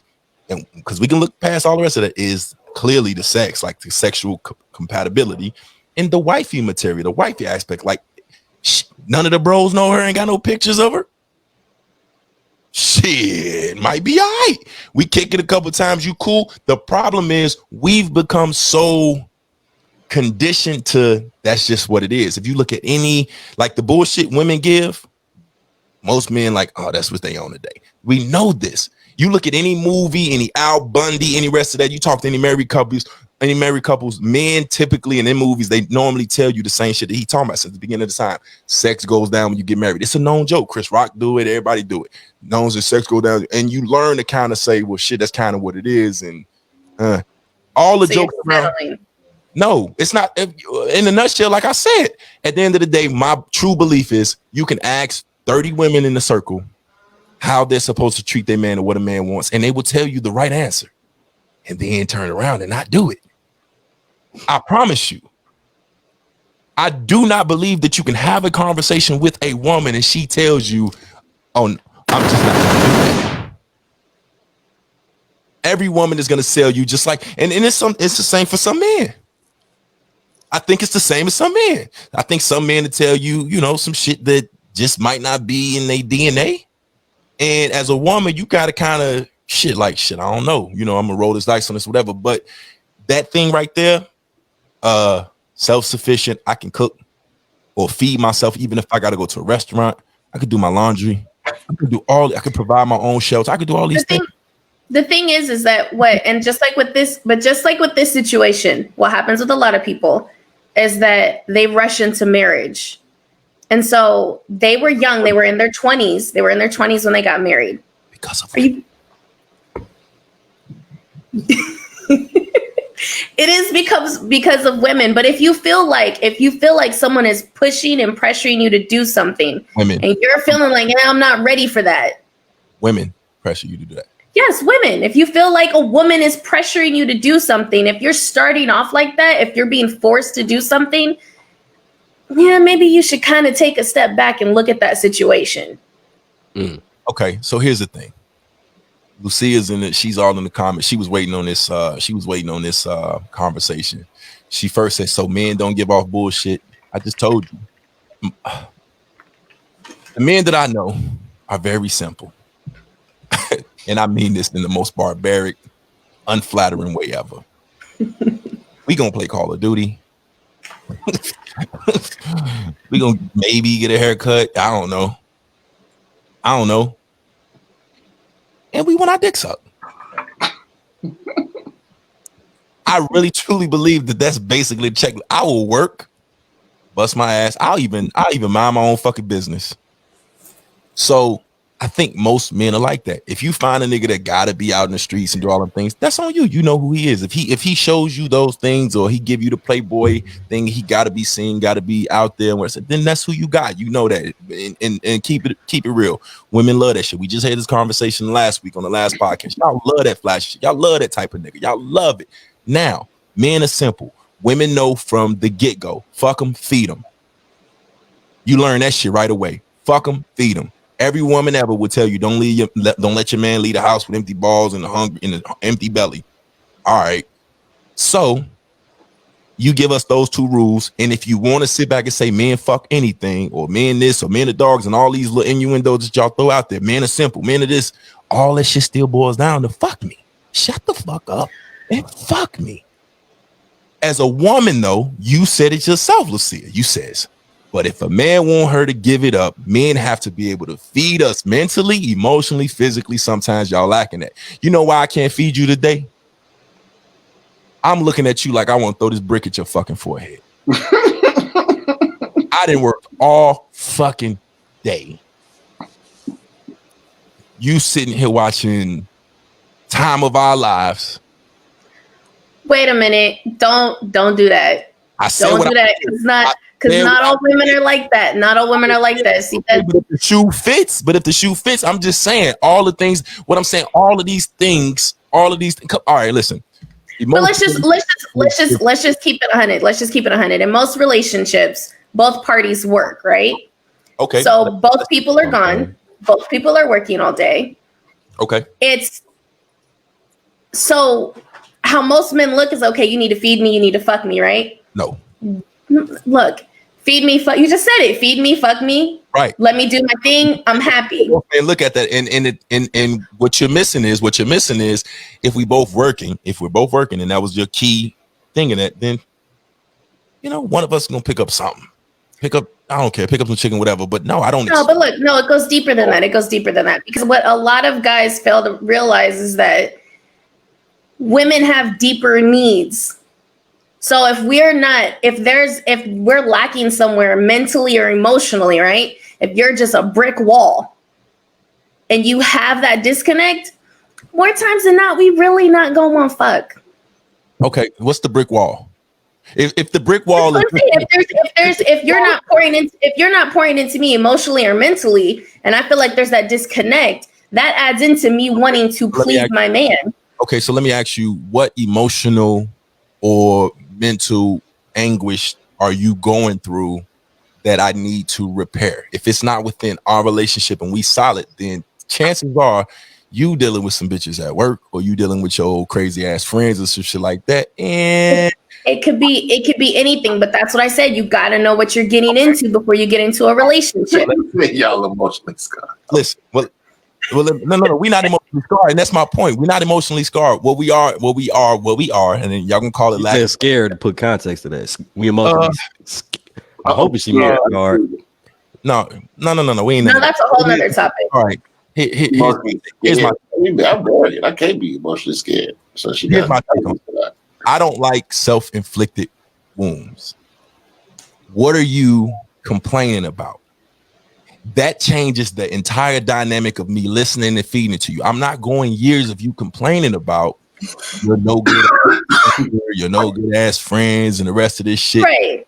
No, that definitely goes into context. But that's like now I'll listen. I'm gonna give you the normal. Damn, that's crazy. That's fucked up. She's still on that. Oh, that's fucked up. I'm gonna give you that. I'm not finna feed into years and years and years of no changes, because at the end of the day, if we're building, and this is why I was trying to transition to, at some point, you have to transition with all that marriage shit to it's me and you against the fucking world. If your focus is on anything else outside of this house, I'm not saying it's your business, but I can't be emotionally connected to your issues or your family's issues, etc., when we know they don't want better or whatever their issue is. I'm already dealing with everything else within this house. Hey, your lights are still on. And mind you, you're dealing with somebody that doesn't necessarily believe in both of y'all working. If you want to work, cool. But as a man, if I'm dealing with all of these things, if I'm dealing with, and I've said this before, as a black man waking up and wondering if I could go jog in the neighborhood, if the police are going to pull me over, if this is my last day going home, if I'm on the road and I crash, is it a drunk driver out here? What's my load doing? What's going on tomorrow? What's this and all this? I'm doing all this. And what you have to offer me when I get home is not love, care, food, or whatever it is that welcome, that home, happy home place. You giving me drama from your sister that keep going out here, her twerk win stink. I don't want to hear it. That's just common sense. Okay, so let me speak personally then, because I work full time, and currently I've been working for the last 7 months, 7 days a week, 24 hours a day. That's too much. So there's some days where I might be stressed out. So if I'm coming home, just like you said, I would expect to come home to a place of peace, love, feed into me, make me forget, leave that shit at the door. It's not always like that in relationships. Right. It's not always like that. But what you described right there is the perfect environment. All right, you walked in, I worked, you work, you stressed. We finna get rid of all this stress right now. I don't give a fuck if you smoking weed, if we drinking, if we chilling. If it's us, cool. We getting that the fuck out of here. Leave that shit at the door. We cool. And if you got to vent, you can vent while, normal shit. We venting or whatever. Right. We venting while you're getting dressed, or we venting while we doing this or whatever. We sit on the couch, blow some, you know what I'm saying, watch a movie, get it out or whatever. Cool. The emotional, here's the problem.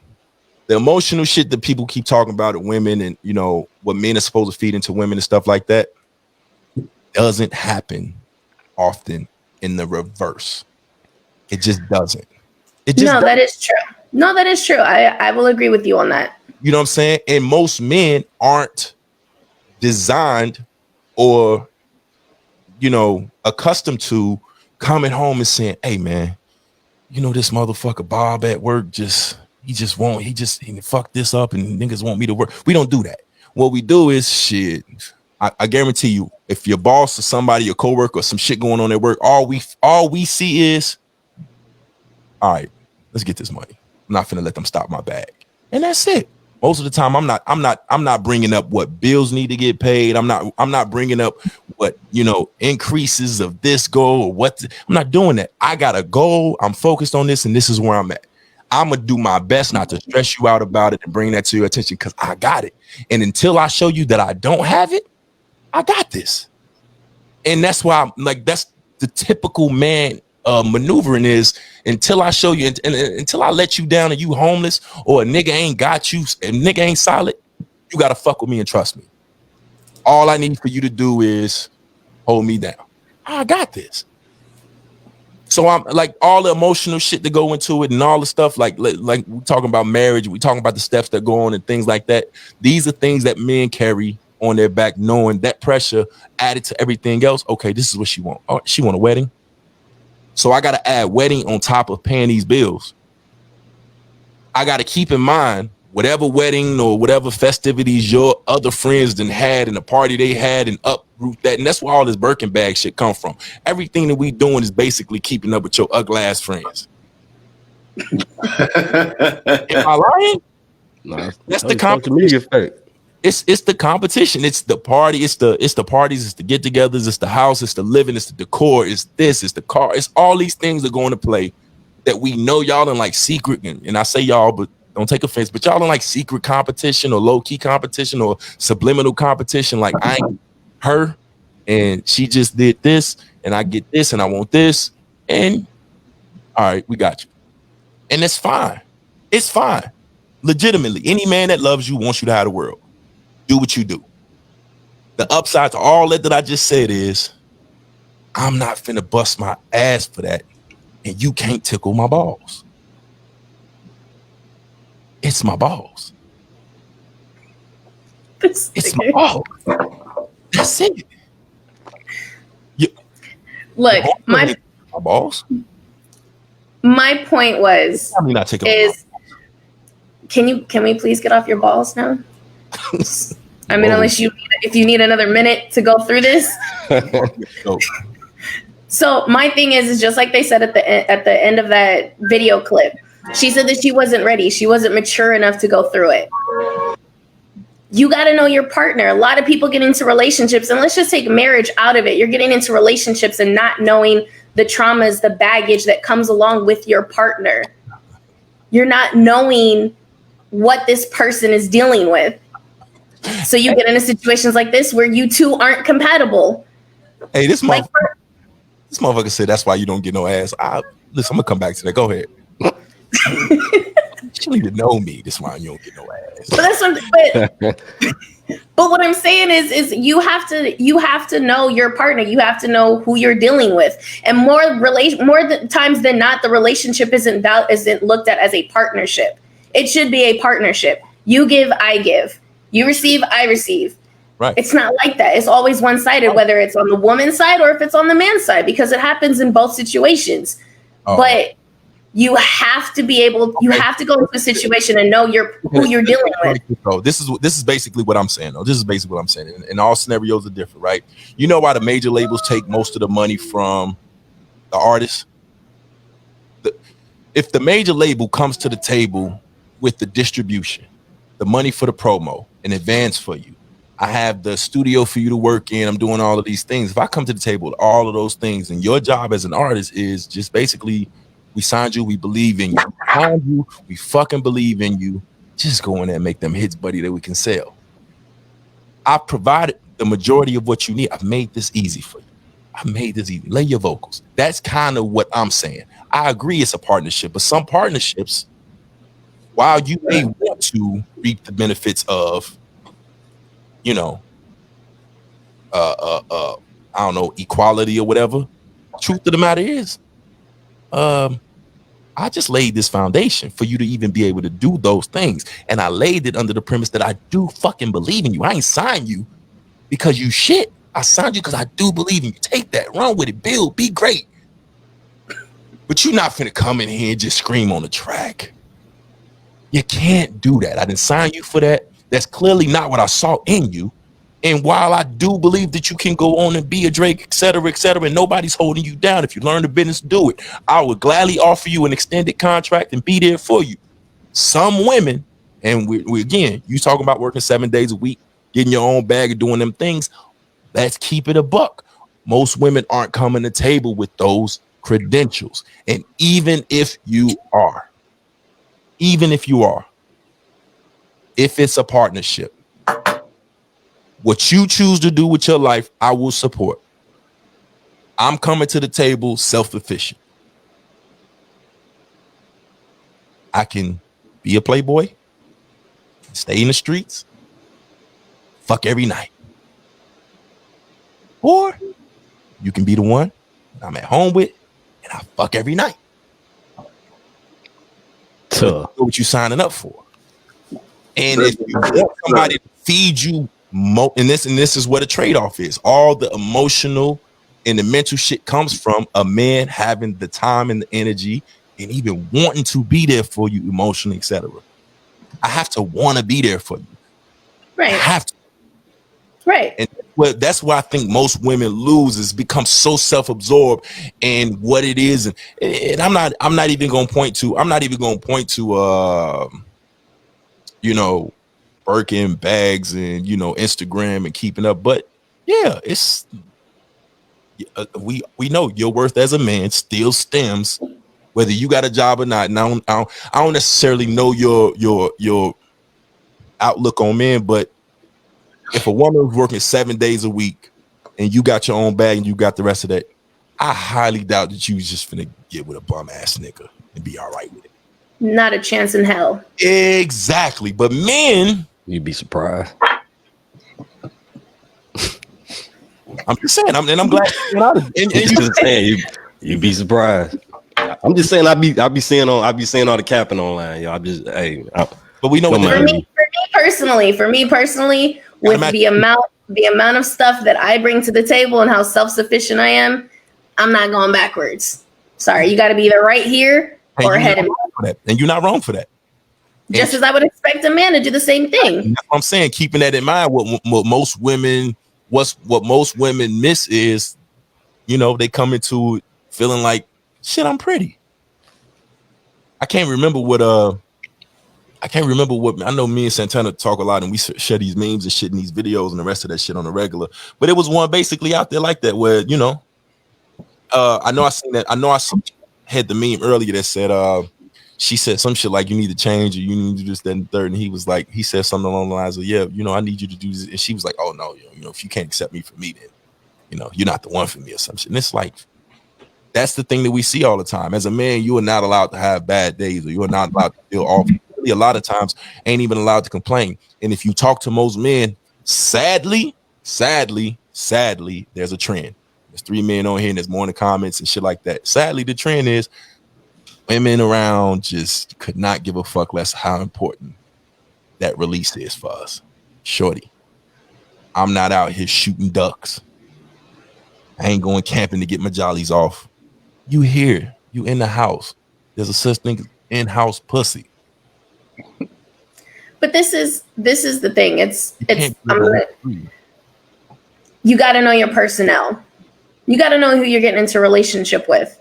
You got to know how this woman was raised and how this man was raised. What kind of family did they come from? What type of healthy relationships have they been around? It's what not even deep, man. It's like dick. What you say?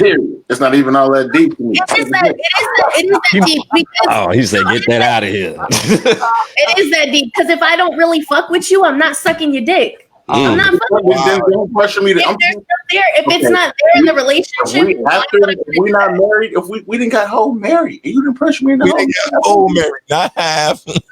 No.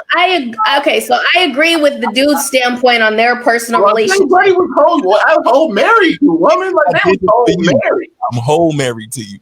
But you have to look at who you're dealing with. You have to look at who you're dealing with.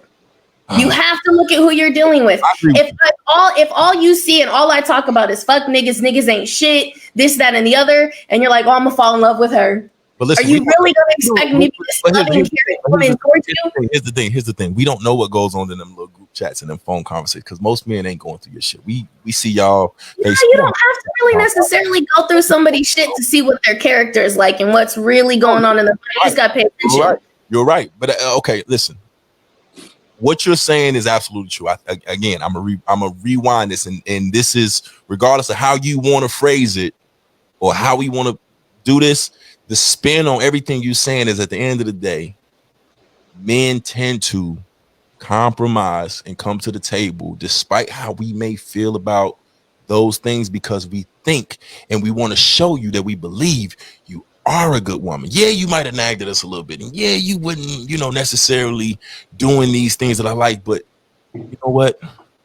I can roll these dice. And this is where y'all love to disagree with us and y'all love hoes and shit. We can listen. If it's all about sex, that's not enough to just kill her off like The Walking Dead. So, I'm gonna just say this: know your worth. And it's and right. So listen, here's the catch-22 to that is if we went around saying know our worth, oh man, y'all be single as shit, man. We out here tossing them like rappers in the game, man. Know your worth. Know your worth, Kings. Know your worth. Know your worth. Because that's what's gonna happen. At the end of the day, if I'm telling you, as a man if a man walks around, he says, I got my own house, I make my own bread, I feed myself, I keep myself Dougie, keep myself fresh, I know what I'm doing, I got my car, I got this, I really don't need a woman for shit, but that part, and maybe some conversation to cool and kick it, because I don't want to be around niggas all the time, fam, it'll be a lot of single, goofy, tossed around, what's the Santana, what's it called, Snow Brothers or some shit, what's it called? Oh, them Eskimo brothers. Eskimo brothers. It'd be a lot of around here. You know what I'm saying? If y'all don't know that DNA it's that little 1 degree of separation. We got that woman in common. You know what I'm saying? It just is what it is. But listen, I hear you, and it's sad. Truth of the matter is, like I said, call it how you want to. A marriage is always viewed as a business move for women. If you happen to find somebody that's compatible with you, that's cool, and the rest of that shit, then great. And a lot of the times we do find women that are cool and we like spending time with, and we don't mind watching the movies and doing these things with you. And then somehow or another, it just fuck happened to you. It's just what happens. Fuck happened to you. It just happens that way. I'm telling you. And we can't compliment you enough. We can't. And a lot of the compliments come in the form of things that y'all, ask for. And then once you get it, it's a checkbox and it's expected. That's basically what happens. Like if you ask for respect and we respect you, once we give it to you, it's expected and it doesn't equate the same amount of praise. So if I paid your bill this month or I put a roof over your head, that's great. But like 2 months in, oh, that's what he do. What's next? That's kind of what I'm getting at. It's like we're constantly trying to find that new way to show you for that same old pussy.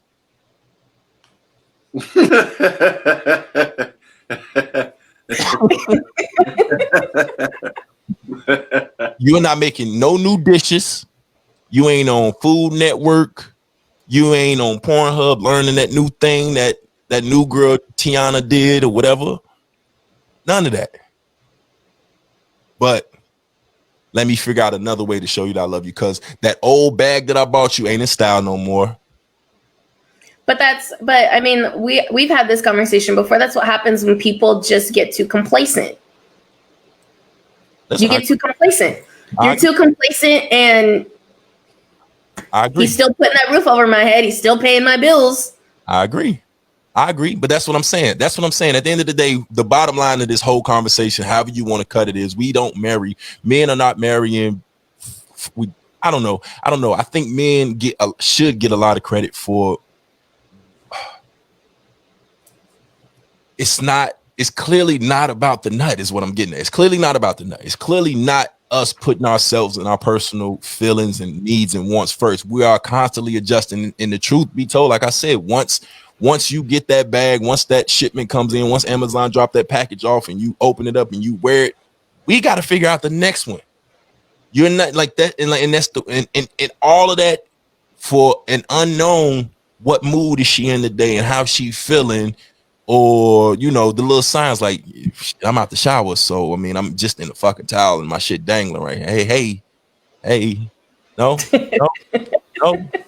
All right, so it's not happening today. All right, go to sleep. Go to sleep, sis. Go to sleep. Get your rest, sis. Straight up. See you in the morning. Look, maybe. All right, cool. Hey, no, I have to agree with you. See how this turned out for you. Hey, and the motherfucker, I'll be all right. Motherfucker be like, "Why you up?" Because I'm finna beat my dick. What you mean? Go to sleep. Mind your business. You ain't. I'm good. I'm good over here. You gonna help? Take your ass back to bed, sis. So nosy. I would be fast asleep if I'd have got that little gone. You don't want to do that, so I'll check you in the morning. I just got home from work. Now I gotta do some more work over here. Yeah, all right. You see me doing this, you know what time it is. What you finna do? Fuck you mean? You want to watch? Shit. It just is what it is. Ain't no new shit. And the crazier part about it is, and again, I'm praising men right now, and women are gonna rebuttal and hate it. But the fact that I gotta throw my shit on napkins in the crib and flush and whatever is wild. I gotta sneak and do this. You know what I'm saying? Like in a relationship, I gotta get it off. Come on, that's wild. That's out of respect for you too, because I could just put you out. So you saying like you in a relationship, kind of living single, then doing what you was doing when you was single type? You living with here? Yeah. That's what I'm saying. Like, it sound like all of that is respect for the things that go on when you talk about the pressures that go on into, and what dude was talking about in the podcast, and he like, yo, you didn't pressure me to do it. You need to do this. You need to do that. And you need that. And it's like, there's a certain standard that we attempt to do, and we do this knowing there's an unknown. And that unknown is, I still have to respect you. I still have to wake up in the morning, love you, and compliment you and do this, because if I don't, niggas in your inbox gonna do it. Niggas on your page gonna do it, or you know what I mean? You running off, you talking about me any motherfucking way about this nigga, this, that, and the third, and we never really know. Like, it's just a fact. Like, we never really know. Like, whole woman could wholeheartedly believe that you ain't complimenting her enough, or you ain't going hard, and the whole time you like, I don't know how much harder I can give to you. I mean, go for you. You know what I'm saying? Like, I don't know how much harder I can go. Just, you know what I mean? It's just, that's the catch-22 to the whole shit. And again, the sad part is there's 99% of the men out here that's going to understand and know exactly what I'm talking about, man. Like, the harder you make us, the harder we go for you, yo. Just that's what it is. And that's the key. Is like, if you're not building me up, man. And be fair, I expect it from women. Like, we know this. If you bad, I know if I'm not doing this, that, and the third, it's a nigga out there willing to do that. I know this. It's a nigga out there telling you every fucking thing in the world. We know this. You know what I'm saying? So my job is to make sure that don't happen. But sometimes nigga be like, shit, that nigga could have you, because if he know what I know, throw your ass back. Like, see if that nigga still pay, legit, like, see if that nigga still got you after 2 weeks of this. Go ahead, give him that little twirl thing you do. See if it keep him. Legit, if that's what you holding on to, we be really thinking that though. Like, it comes down to that though. Like, that's the thing is, like, women have to give credit when credit's due. If you call men dogs, if you say niggas ain't shit, if you saying all these things and you want certain pressures of a man and you want a man to listen and you want to do that, you have to be willing to do the same things. And most of our needs, barbaric or whatever, stem from the energy of our woman. It just is what it is. I've told you that before. Like, at that scene in 300 is just, it's epic for that reason. You have, like, if you can't look at your woman and for confirmation, even though I got it, shorty, I got it. I'm doing this. You know what it is, but you know what? Let me make sure I'm not drawing. I ain't pushing it over edge. I ain't doing too much. Am I going too far? We all got to live with this. And you look at me, and I got to be able to trust you to know that, you know what I mean? And we go from there, then cool. That's a relationship. That's a solid relationship. Yeah, I might be the head of the household. I'm an alpha. You an alpha. Submission and all the other topics that people want to talk about is completely different. You can be all of those things, but we got to be able to trust each other. And if I can't trust you to make sure that I'm straight and my head is all right, I don't know. And that's just what it boils down to. All them other things that women demand goes nowhere if I'm just nonstop problem solving. That's all. Chuck says it's never enough. Chuck is jaded too, by the way. Jaded. Yeah, listen, he's Tyree. What more do you want from me? Legit though. Oh bullshit. That's legitimate. Listen, women. I know women say niggas is bitches, but it's true. We sensitive about our shit. Most men feel like if you ain't fucking with me, then shit. Let me see your phone. I know I got it. I know I look better than that nigga. Why you legit? If I'm doing all of these things and you ain't giving me attention, or you don't care to, let me see your phone. No, and that doesn't make sense. But that's why I say I don't disagree with you. I agree with you. The problem is just like old girl in the clip. The maturity was not there. Like, how do you say if you know that your dude has certain sexual needs, he has a certain sexual appetite, and you're telling him he needs to be with only you? How is that you can say I didn't know that this is what I was getting myself into? Yeah, I agree. I often wonder too, and this all connected. I often wonder too why women are so fucking opposed to, like, is it called polygamy? Is it called polygamy? The relationships with dude got multiple women. Why you don't want to do it? You don't want to do it. If you reap the benefits, all the same benefits of, my presence without the added stress of having to perform for me, just kind of let her do it. She want to do it. Just kind of let her do it. Just a little bit. She might even. You don't want to do the dishes today? Susie got it. Becky, Susie, Martha, whatever you want. I know a lot of women who are down with those relationships. Trelise says and that's fine as long as you're doing and don't get it twisted. Everybody, you know what I mean? Oh, man, listen, if I could really get personal here, I would get personal, but I'm not gonna get personal. But it's like there were men out here, man. Listen, just you gotta know your partner, man. You gotta know your partner. Know your personnel. Know who you dealing with. And most of my niggas out here don't give a fuck. I mean, we care, but fuck them dishes. Motherfuckers be worried about the wrong shit sometimes. Yeah, legit. No, I'm not. No, Trelise, I'm not gonna get personal on here. I speak from a very vague perspective, just I guess blunt in general or whatever. But yeah, at the end of the day, it's like it's called prioritizing. I don't even see these dishes right now.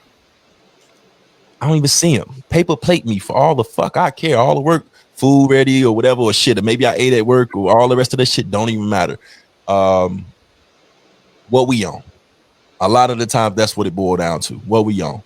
You don't feel like doing some shit today, cooking, cleaning, whatever. Cool. Don't worry about the shit. Take you. If you don't want to do nothing for the rest of the day, I'm cool with that. Yeah, I'm cool with that. Shit, chill out. Yeah. And again, we still talk about majority of relationship, even in those senses. That's me compromising and saying, don't even worry about it. You know what I'm saying? Don't even worry about it. Don't stress yourself about it. It's not a big get to it when you get to it. I'm understanding I got it. I'm not pressing you to do it or whatever. But damn, it's been 2 weeks, 17 minutes, 2 hours. 2 weeks. God damn. Right. You see what I'm saying? But that's what I'm saying. That's the thing. Like, you know what I'm saying? Like, you worried about that, but and that's the other thing. That's the other thing that y'all miss as women. Why are you all that emotional shit? This is the part that killed me. Why are you talking to me about these bitches and their problems and we talking about it? I got a whole problem over here with you.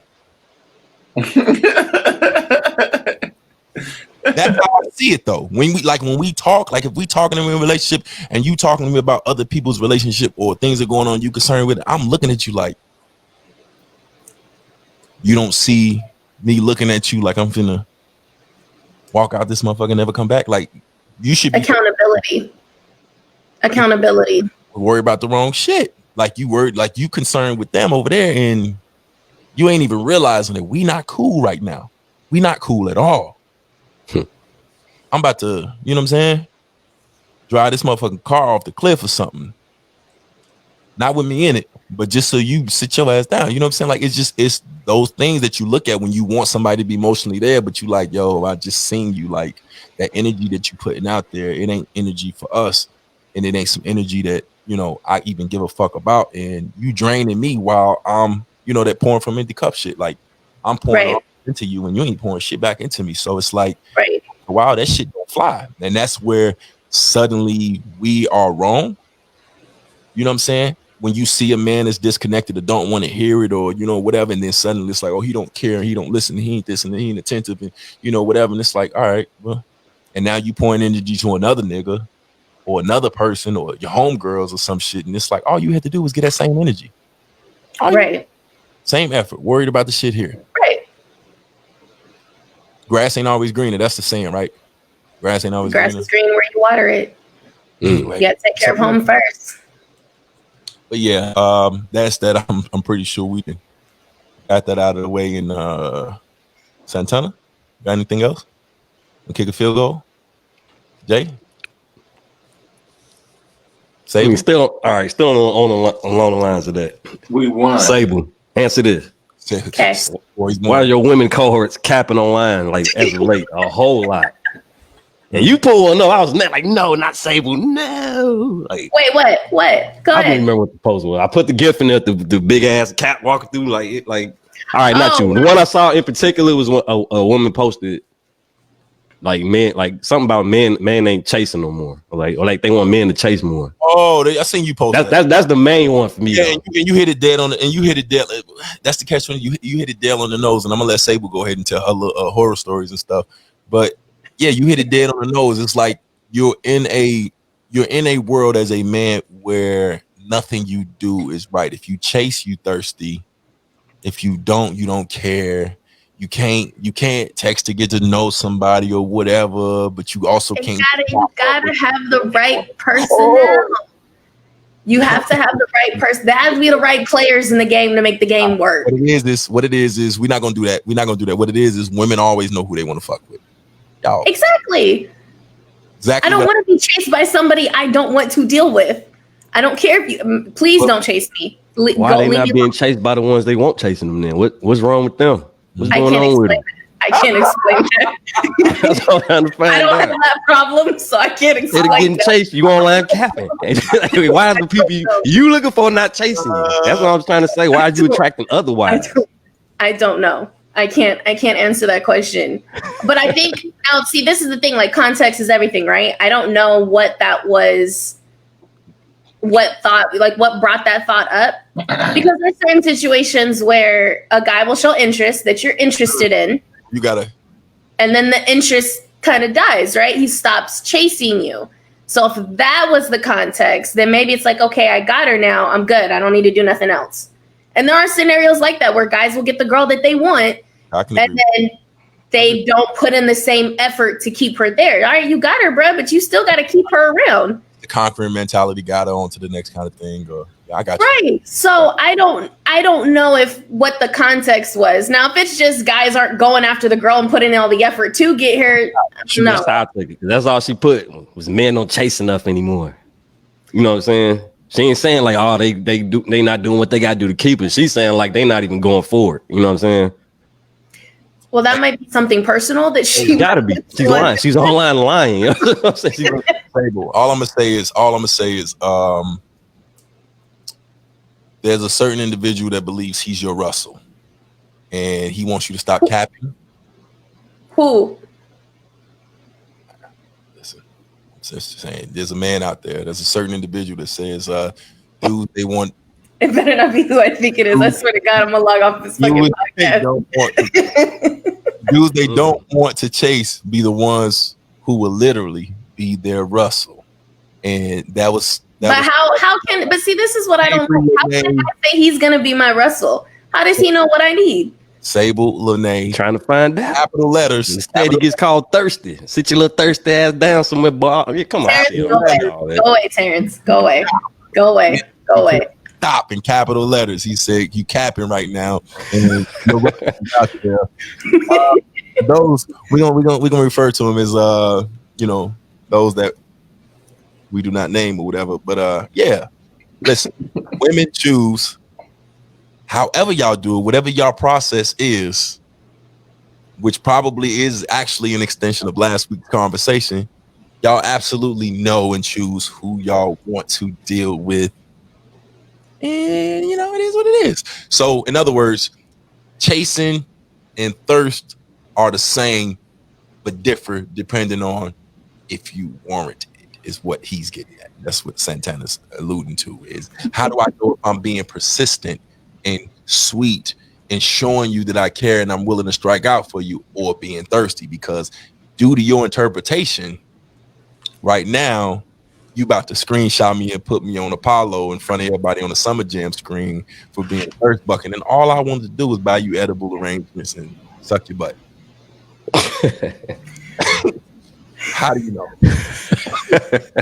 Nigga wanted to pay all your bills and you got me. But see, look, this goes into my issue with the inbox warriors. These dudes that come into the inbox and get declined respectfully, that don't know how to take no for an answer. I have publicly put that on there. Like, please normalize a female saying no to a man's advances. Shots fired. Fired. I have told you I'm not interested. Why do you keep? Now at this point, it's harassment. He's chasing. He's in it for the chase. I don't want to be chased. Chasing you. Let him chase you. I don't want to be chased. I don't want to be chased. I'm good. I'm good right here. I'm good. Leave me alone. You got to rephrase that. I don't want to be chased by the likes of you. By someone that I'm not interested in. I got you. And that's the thing. Like, if it's the same thing for men, I'm pretty sure y'all don't have women in your inbox that be doing too much. Hey, I mean, never. Hey, respectfully. But it's Chuck's do. Terrence says next week versus battle, him and you. You down? For sure. Come on, Terrence, so I can hurt your feelings. Oh. You keep playing with fire. I promise you, this isn't what you want. Please just leave me alone. Terrence said he dark skinned. He handled it. He ain't worried about it. He said set it up. I'm gonna woo you. No, he can't. Listen, we're not gonna get into this, man. This is some whole other shit, man. He's gonna get you. Hey, T, I got you, bro. Next week, I'm sending you the invitation. You know what I'm saying? She got something to do next week. Hey, yeah. Listen, she actually looked to the side, G. She said, "What?" I set up. Oh no, I'm gonna be here. Yeah, I genuinely want to know, because you are actually here for the woman perspective of things, and you've been adamant about get them, sis. I'm weak. Yo, get these women out of here. So yeah, I'm genuinely interested in the things that women speak, because we've historically, and we got a lot of women in here today, we've historically killed women on this podcast. Y'all motherfuckers is dead and gone. Zombie. And we won again today, by the way. This is City Boys is up one early. City Boys is up one for the City Boys. Right. Shit. It's on you, man. It's on you. You got a lot of cheerleaders right now. I don't know if you can see them, but Brittany said, "Get them, sis." Lucia says, "Sable." Ha ha ha, with the little laugh emoji. My sis says, "Oh my God, Sable, do y'all know each other?" She's very much scared of Terrence. My sister just thinks Terrence. All right, backstory. Terrence, for the past 4 years, has been nonstop persistent. He liked how I got that pussy. You know what I'm saying? Terrence is not taking no. He is not letting up. He is convinced Sable is his right hand. And he's meant for, as he's so elegantly put it. She's staring at her Russell. And yeah, there's nothing else he can tell her. There's nothing else she can tell him. And there's no amount of no's. And I think he left it on the last note we seen was she want me, bro. Is that? Am I saying that right, Sable? That's what he said. That's what he said. All right. But so, see, this is my point of we need to normalize men being able to handle rejection. I don't think he's handling rejection. He's not handling it. He's not handling it all. No. Listen, T, I know what it is, bro. I know what it is. I'm giving context to it, man. Don't come on here if you ain't gonna keep that energy, bro. Don't be backing up now. He said, D, stop it. You know I'm committed to my girl. If your girl see these comments, she not your girl no more, my G. I promise you. So go ahead and chill out, calm down, and just play this one out, bro. I promise you. Especially if you coming on here next week and doing this versus battle. Don't come on here, Terrence. I'm not the one. I promise you. Please don't come on here. Please don't come on here. I'm gonna need you to go ahead and deactivate your Facebook and Instagram before you ever step foot on here with Sable and y'all had this conversation outright. Because I'm starting to believe she got screenshots and a whole arsenal of shut the fuck ups waiting on you to come on here, and you asking for it. You came in here. I'm just giving energy. Hey, you still my bro. He said, I'm gonna have you sitting in a corner crying, please. Listen, I'm here for it, man. I'm here for it. Love it. I've watched this shit for years. He is you can count on it. If anybody follows Sable and you see a post, my nigga T is right there. He got it. He's on there. Biker shorts and one of them signs spinning outside. He got it. No chill. But yeah, listen, that's funny though. We're gonna get into it. But I seen the disclaimer. He's on it. Listen, listen, the floor is yours. I know you had some stuff going on with your inbox and the nose and the harassment and stuff. So go ahead. This is all yours. I wish Marcus was here, but go ahead. What? No, I was just saying, like, for me, I don't understand why guys just can't take no for an answer. I literally had someone come into my inbox, write out a whole paragraph as to, see, this is why, like, why are you leaving me on red? I could be the man of your dreams. We have this, and this in common. Blah, blah, blah, blah, blah. I'm the nigga for you, but you keep leaving me on red. I'm declining respectfully. How do you even know I'm the girl for you? I could be I'm not about shit. I could be a bum. I could be a loser. I could be so damaged mentally. Well, you could just, but he knew because y'all like the same teams, and he saw that. He said y'all both 49ers fans, so that's all he needed to know. What do you want? The kicker is I told him, I said, maybe the girl keeps leaving you on red because she's genuinely not interested. His response is, I will try harder. That's persistence. That's admirable. Hey, applaud that, man. You know what I'm saying? Applaud that. No, that is not what we mean by tasteless. So y'all don't want that? No. Okay, so there's no woman alive that wants that. And if she does, she's a little off. These women in these comments agreeing with you, saying, yeah, no, they don't know when to stop. So I'm asking the women, man. So, and I already know the answer, man. All of this shit is subjective to y'all, man. It's who y'all want when y'all want. There's clearly a thin line between, haha, nah, I'm gonna try again tomorrow. I got you, and that energy that y'all say, you know, when the niggas say, hey, get dressed, we finna take you out. It's not the same. Get dressed. That means we've already established that, one, I'm gonna talk to you. You have the green light to communicate with me. If I'm leaving you on red and you 25 messages deep and I ain't responding. But listen, what if he don't know he ugly though? He don't feel that way. And what if here's the thing. The guy wasn't ugly. It has nothing to do with looks. Okay. Like, not even to sound weird, but I've had some pretty attractive guys that got money, this, that, or the other. I'm just not interested. Maybe you haven't sparked something to be interested in you. That's the part that I want to get at. What sparks what? Like, what are women looking for? That's kind of what I want. That varies from woman to woman, because what I'm looking for, the next chick's not going to look for. Okay, because, yeah, the women in the comments are just... No, Chantel, he's not ugly. He was just a little off. You keep sending me messages and you 30, 25, 30 messages deep. Well, listen, I know you put it out there. So the shit that got me was when the nigga said, shit, I hit shit you. I'm gonna hit you tomorrow though. That shit was crazy. No, he really did. The craziest thing is, I wrote a post about it. Yeah. I wrote a post about it. I screenshot the message. He liked the post. My nigga scared. My nigga took the listen, she went in on the post and shit. She made a whole post, everything. The nigga said, yeah, you funny, you cute. I like that shit. I'll let you tomorrow, though, okay? Like, nigga, you really deadass. Like, he know all of this shit.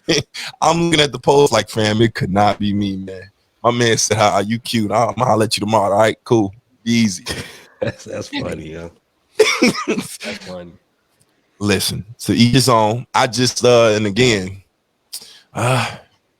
it's a thin line. You know what I'm saying? But I really am. I know my sister in here and everybody in here. She said, "Was it?" My sister said, "Was it Terrence Sable?"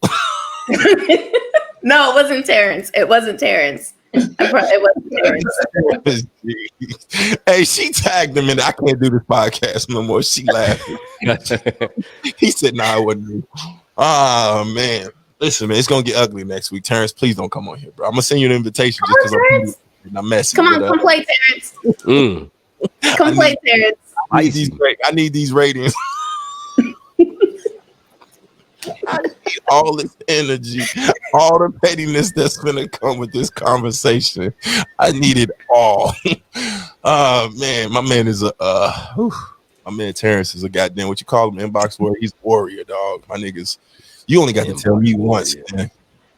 I'm not fucking with you no more, shorty. What you mean? What you mean? Fuck out of here, man. They said, "Are you ready?" Jay, you ever done that, man? No, I'm used to. I'm cool with rejection. You can't tell me but a quarter time. Quarter time. If you okay, shorty, I'll holler at you. Yeah, like shit. Look. That's what I'm saying. Like a little bit. Vibe off, and it's like, you think you are. All right, cool. All right. I'm petty in the sense that like once that shot is shot and you okay, all right, cool. You know what I'm saying? Just all right, shit, take it easy. But I'm gonna watch you fail all the time. I'm gonna watch you. Oh, that nigga did what to you? You petty as hell. I'm honest, like, damn, shit, he did what? No, you kidding. And the whole time I'll be like, well, you know what I mean? I think it mattered to me when I was younger, though. Maybe I would like still try, depending, not like in no inbox warrior shit though. Like if it was like somebody at school, you know what I'm talking about, that I was really trying to get at.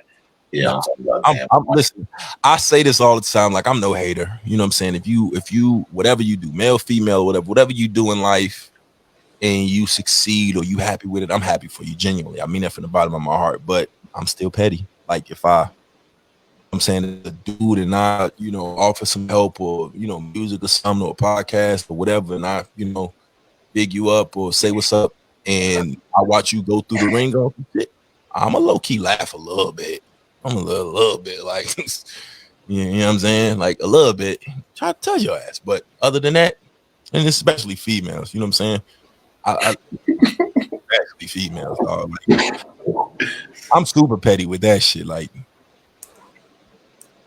it is what it is. You know what I'm saying? I don't wish it on you, but if it happens, I'ma watch. You probably should have just hollered at Terrence the whole time he was trying to holler at you. Stable. Really? Damn. I'm just playing. But listen, it is Team Dark Skin though. You know what I'm saying? Yeah, I mean, you're Jay, you dark skin or light skin?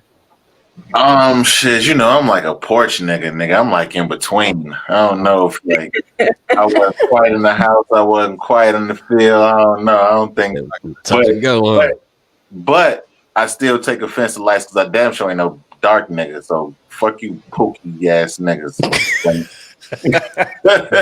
Pookie colored bastards. Fuck y'all. And it's all a plan for the man to turn us against each other. Oh shit! Here we go. There it is. Legitimately was shit. I really don't. Only thing I really had other than that, I don't know if y'all got anything else, was like laughing at dumb shit. BET Awards, Meg Thee Stallion won. You know why she won that over Lil Baby, the Baby, and the rest of them. Wow. I'm sorry, people still watch the BET Awards? I didn't even know there was like. I didn't know this song. Haven't watched heard. BET at all, but I did see that part because I guess them niggas was being petty about it or whatever, or just being, I don't know. But listen, it does add some validity to why niggas do not care for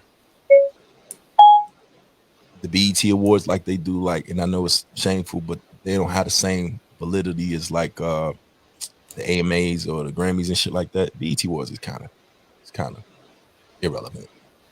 Well, I mean, unless it's the Billboard Awards, the AMAs, or the Grammys, what is it really doing for you? And what does that award actually symbolize? Like, what did you accomplish? No, listen, I get it. Which is also the conversation that who was that, Santana? I don't know what's happening. I don't know what my sister talking about, but she laughing at something. All this shit is, like I said, it's all subjective, man.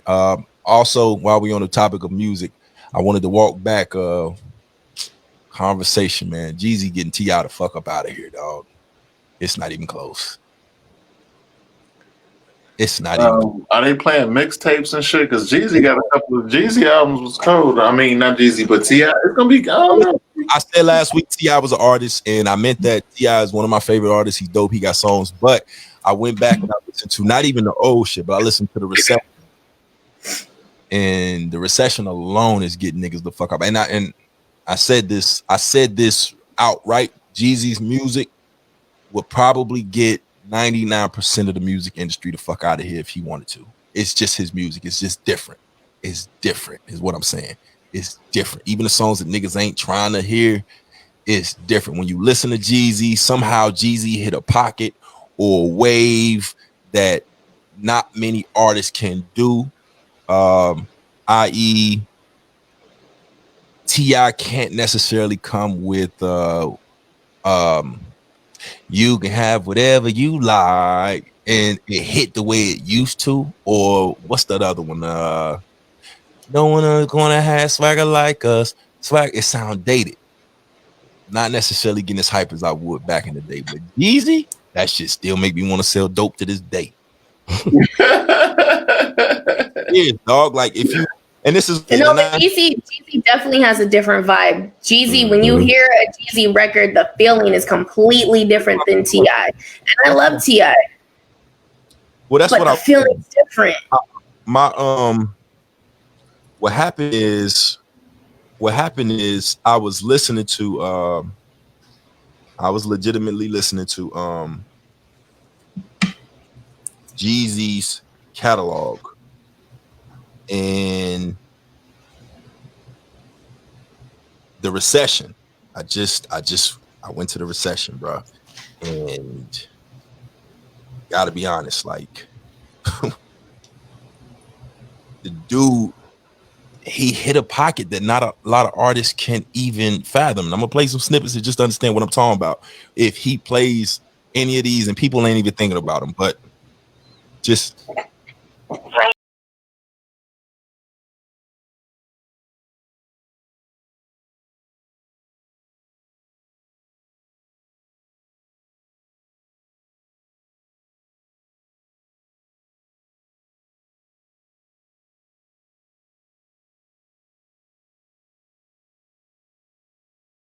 He plays this, and nobody's thinking about this right now.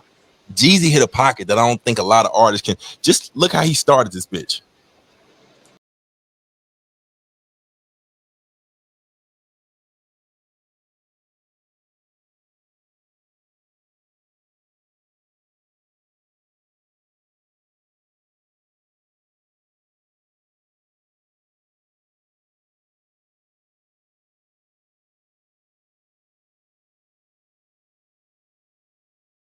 That's the first song on Recession. That even his old mixtape shit.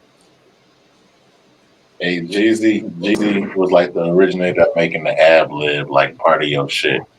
But I'm saying, what do you play against that? That's not even one of the songs. I guarantee he won't play that on it. And then the very next, this is just one album. This is Recession. And then very next song after that is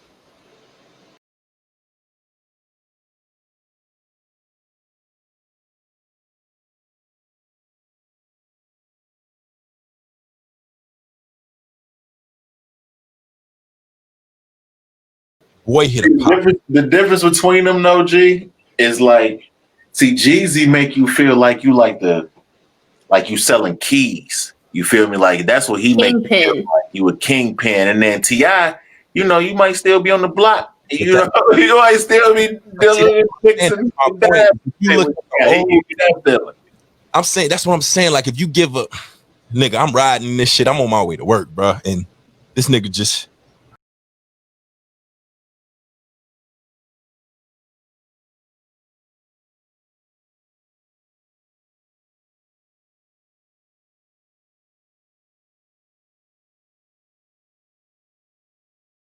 Nigga tell you he gonna shoot, by the way, nigga. And the way the dude crazy, dog. Like, and this is just one album.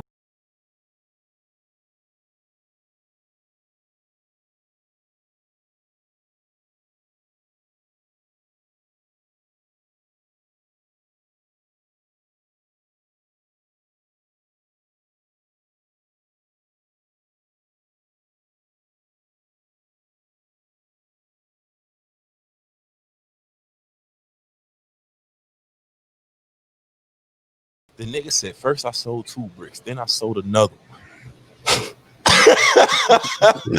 It's gonna be a long night that night, boy. Rose Gold Audemars looking like it's Miller time. 67 Diamond Cool. Who he think he bust the rhymes? Yeah, I bust a lot of rhymes. Could have done a lot of time. Put it, yo, the nigga go. And this is just one album. Yeah. I ain't got to the mixtapes and all the earlier shit. Souls of Five. Jeezy consistently makes anthems. He consistently makes anthems. Who the fuck you got going against Jeezy? And that was my question. Is after sitting back listening to this album alone, just.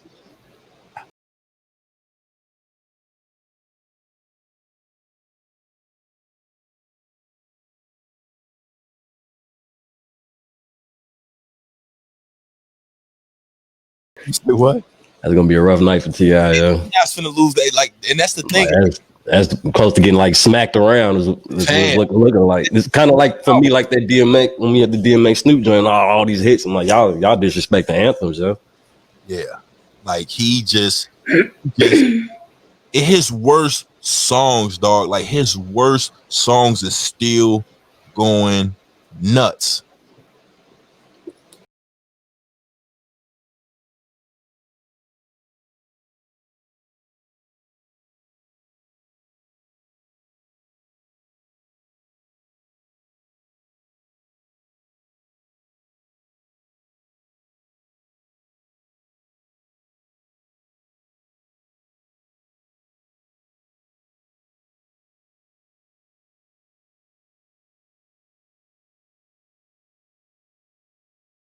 The boy different, bro. Like it's gonna be a long day, and I think T.I. gotta be realistic about what's going on right now. Because if we start getting into the earlier shit, Trapper Die and the rest of that, like it's a long night, my nigga.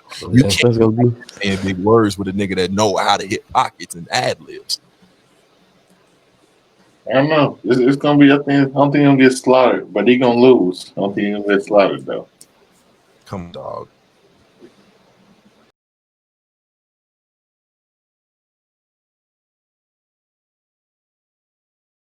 Lambo anthems and shit. Like I could go down and listen to all this shit. His albums, his fillers and shit. Shit, and fuck to the mixtape. I remember that Kobe LeBron joint that was crazy. You remember that joint? Yeah. Mm-hmm. Yeah. Jeezy tough. I said all that to say, who the fuck can beat? Who y'all realistically think can beat Jeezy in a battle, in a versus battle? T.I.'s gonna lose this one.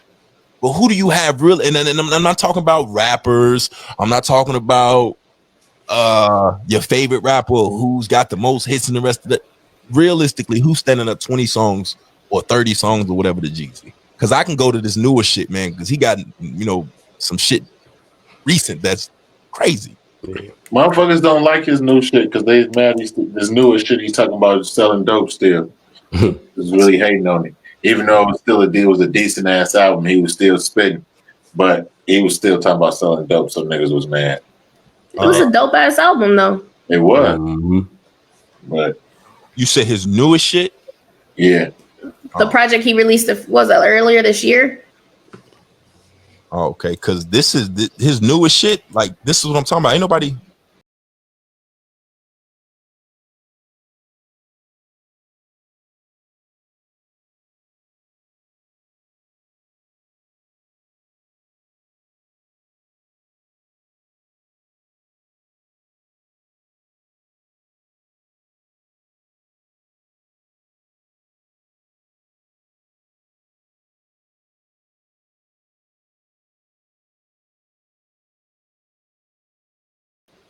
In the back of this Holy Ghost, that was on autobiography.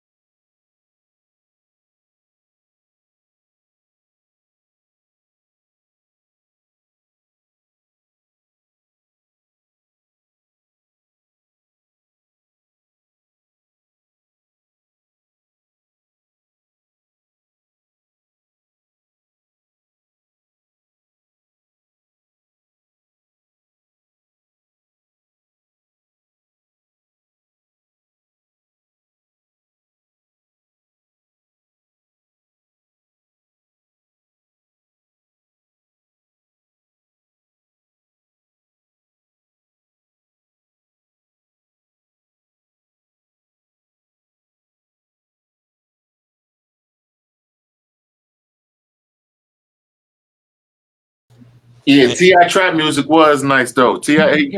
He got a couple little, but like I say, he on the on the Knicks. T.I. and I said it last week. T.I. I listen to T.I. probably every night and all of his albums.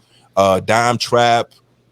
T.I. got bangers and stuff that I know people sleep on and shit like that. Oh no, T.I. I don't think T.I. ain't got no Huff albums out to me. Yeah, no, he ain't got no Huff albums. You know what I'm saying? But that's what I'm saying. Like his catalog, I don't know if people But T.I.'s catalog, like he went from having that Atlanta trap sound to going completely damn near commercial. Whereas Jeezy has been consistently with these anthems that just embodies what Atlanta feels like they are. Like that's the sound. That's why he called it. He embodies the South. T.I. I don't know if he can keep that going. And I don't even know if he has. Like this is what I'm talking about. This is shit that people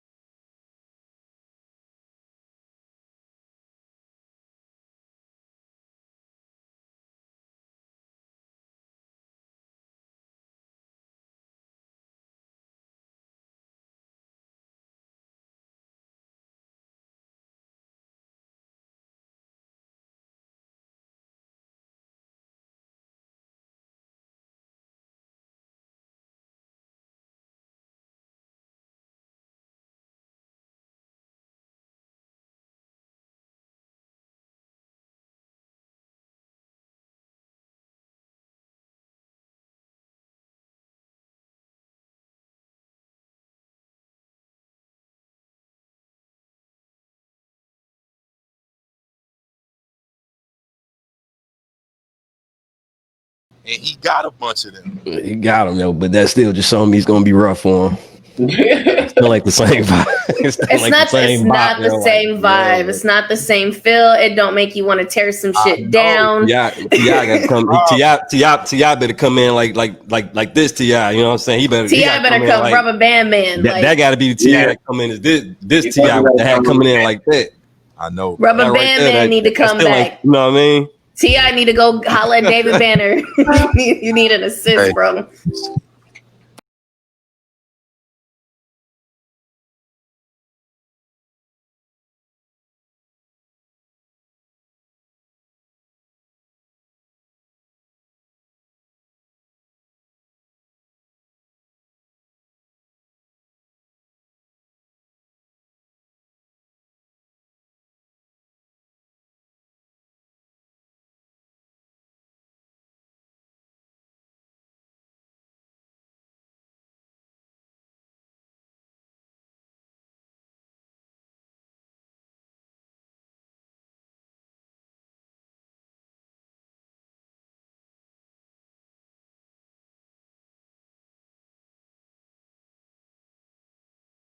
And that's what I'm saying. Who was that? T.I. T.I. got a whole bunch of shit and unreleased shit that, you know, if you play it out and you listen to him on a regular, even, you know, like dime trap stuff like that, it's good. That's what I was trying to tell that's what I was trying to express to Marcus last week, is you're not gonna play new T.I.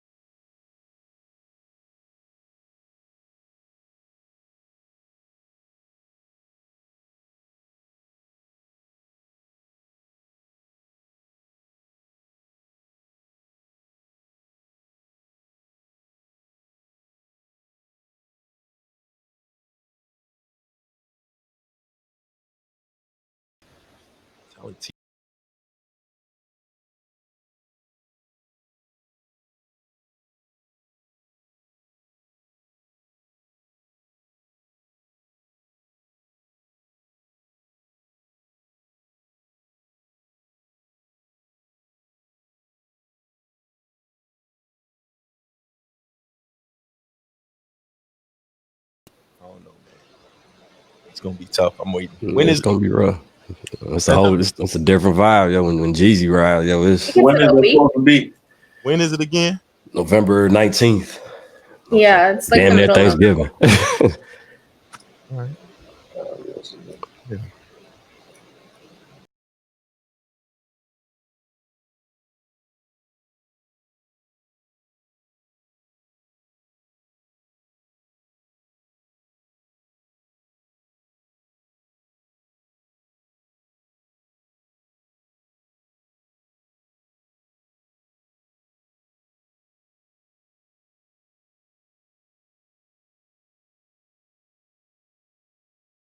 Trap back.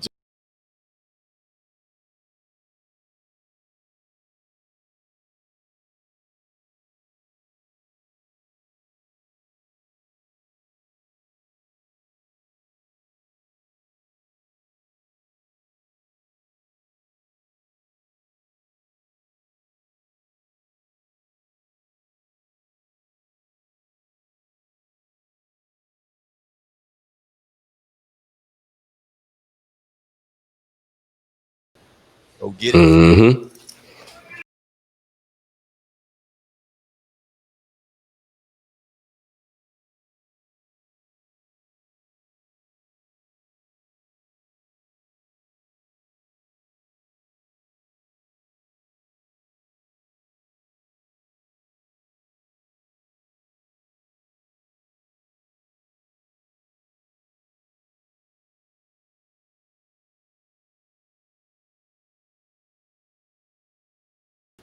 definitely got hits though. That's the point. But they just don't hit like Jeezy, dog. And I can't think of another artist that's gonna bang with Jeezy. I can't. That's my official stance. I challenge anybody to give me an artist that can go bring the same energy as Jeezy, 20 songs. I don't know. Off the head, I would just for the sake of it, I would just to pick somebody, I would go straight to Gucci. You think Gucci hit? I'm not saying he gonna win. I'm just saying if I had to pick somebody, I would rather see that versus is what I would. Give me, what okay, I'm saying. give me five. Probably, Give me five banging Gucci songs right now off top. I can't give you all time. I'm just giving you something like. I know with the energy. I know what you're saying with the energy, but yeah, that's what I'm talking about. Like as opposed to like with T.I. gonna bring. You see what I'm saying? It's different. T.I.'s actually like if Jeezy gonna do that Jeezy shit the whole night. Yeah, T.I. energy gonna change. Like once they get into that I didn't play the 10 songs.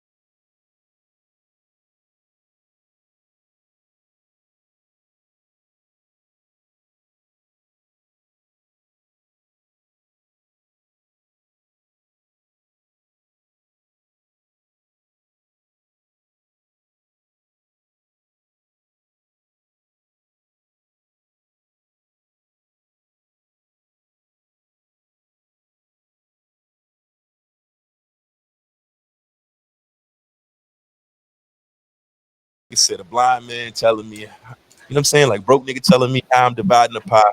It's like a blind nigga telling me it's an eye for an eye. Like that kind of T.I.'s advantage is his versatility. Absolutely. Because I got some freestyles and stuff that I didn't play, intros and stuff where he just snaps off. And you can't tell me there's a nigga that's able to do some of the things T.I. do. But when I listen to Jeezy, and that's why I said I had to come back here and walk it off, because when you listen to Jeezy, it's a different vibe. But I'm saying it in the context, I'm gonna say it again. I really can't find or think of another artist that I would put in the ring with Jeezy 20 songs. Not one. Now, I'm not saying Jeezy's a better artist than most niggas. I'm not saying he's a better rapper. I'm saying what Jeezy managed to do is hit a pocket that is timeless.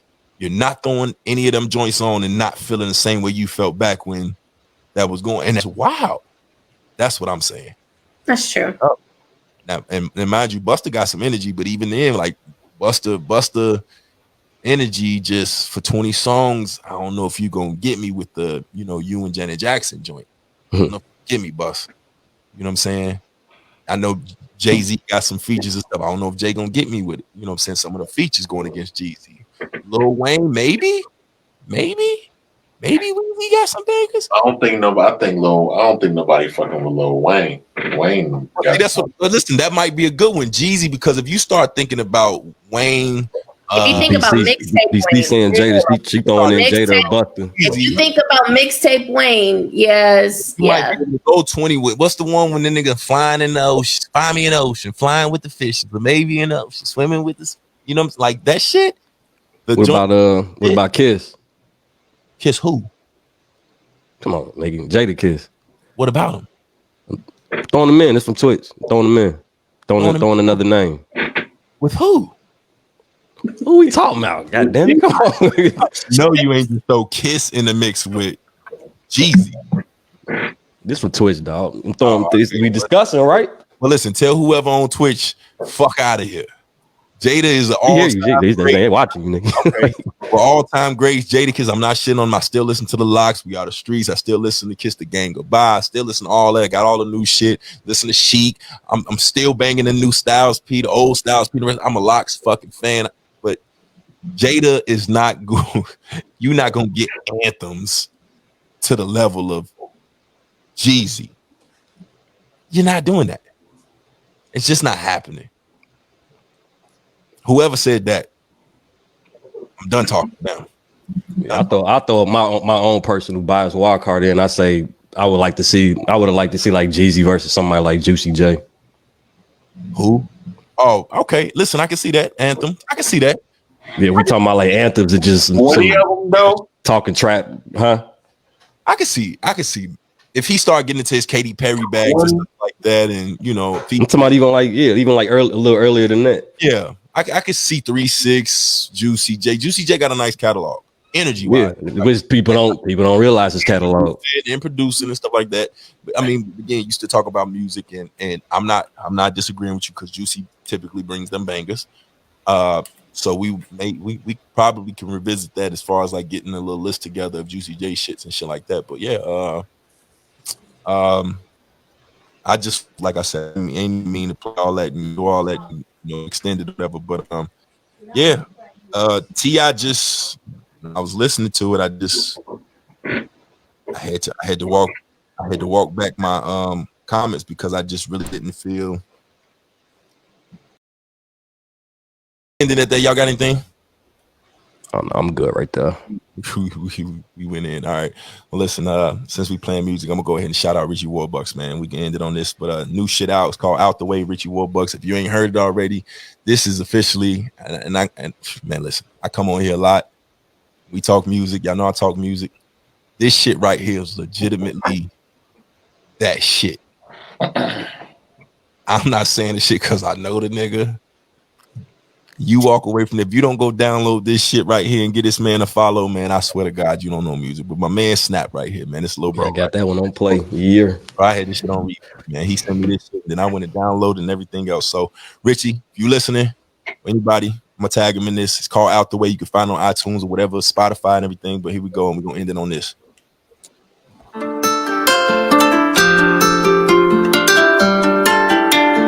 A wise man once told me you gotta let your success do the talking. Slow drip still fill the bucket. You feel me? I wanted love, but they gave me hate. I understand. They couldn't feel me, asking why I ain't wearing no chains and rocking no ice. Bitches for real me. I got a gypsy who fondled with crystals. She understand. She couldn't heal me. My haters mad that they couldn't stop me in order to stop me. They gotta kill me. All of this dope got me moonwalking. The line of my spirits, the moon talking. My baby say I'm a smooth talker. My baby say I'm a smooth talker. My city stay on the news often. Try to help others, I lose often. They catch me loafing, bitch, it ain't no way. I make my money and stay out the way. I make my money and stay out the way. They don't want money, I stay out their way. Thinking about money this day after day. Running them numbers this day after day. Limit my circle cause people are hurt you. Stabbing your back and they smile in your face. Can't fuck with niggas, they lying anyway. You fuck with you, bitch, you lying anyway. You ain't bad to see the whole of you niggas. Lost soul, lost hope in you niggas. Stay away, ain't got time for no cases. Probably end up choking you niggas. Lord lamb was never sacrificial, but Lord knows I die for my sisters. That's the reason they don't show me they niggas. They get to tripping and they know I'ma kill them. I ain't never been a flashy type. Materials they don't make me. I ain't even man-made. Can't let a nigga break me. They gotta lay in the bed they made the same day them niggas snake me. Now I'm hearing that them niggas won't be dead. They gotta do more than hate. I wanted love, but they gave me hate. I understand. They couldn't feel me, asking why I ain't wearing no chains or rocking no ice. Bitches for real me. I got a gypsy who fondled with crystals. She understand. She couldn't heal me. My haters mad that they couldn't stop me in order to stop me. They gotta kill me. All of this dope got me moonwalking. The line of my spirits, the moon talking. My baby say I'm a smooth talker. My baby say I'm a smooth talker. My city stay on the news often. Try to help others, I lose often. They catch me loafing, bitch, it ain't no way. I make my money and stay out the way. I make my money and stay out the way. You know how people say that shit? I make my money and stay out the way. Just for a conversation, sound cool. I make my money and stay out the way. I don't. I make my money and stay out the way. Keep saying that shit. I make my money and stay out the way. I make my money and stay out their way. I make my money and stay out their way. I make my money and stay out their way. I understand. They couldn't feel. That's Out the Way. Richie Warbucks. iTunes, Spotify, Google Play, all that. Follow him on YouTube and everything else. Go get that. Order stop me. They got to kill me. Ooh, talking. Smooth talking. Smooth talking. Lose talking. It ain't no way. Stay out their way. Yeah. And we are out this bitch. Moments ago, Next week, versus battle. Although there's I'm nothing here for it. Game 7. Can't wait. She sounds so And welcome motivated. to Game 7, everybody. Hey, I recorded it this time, Santana. Hey.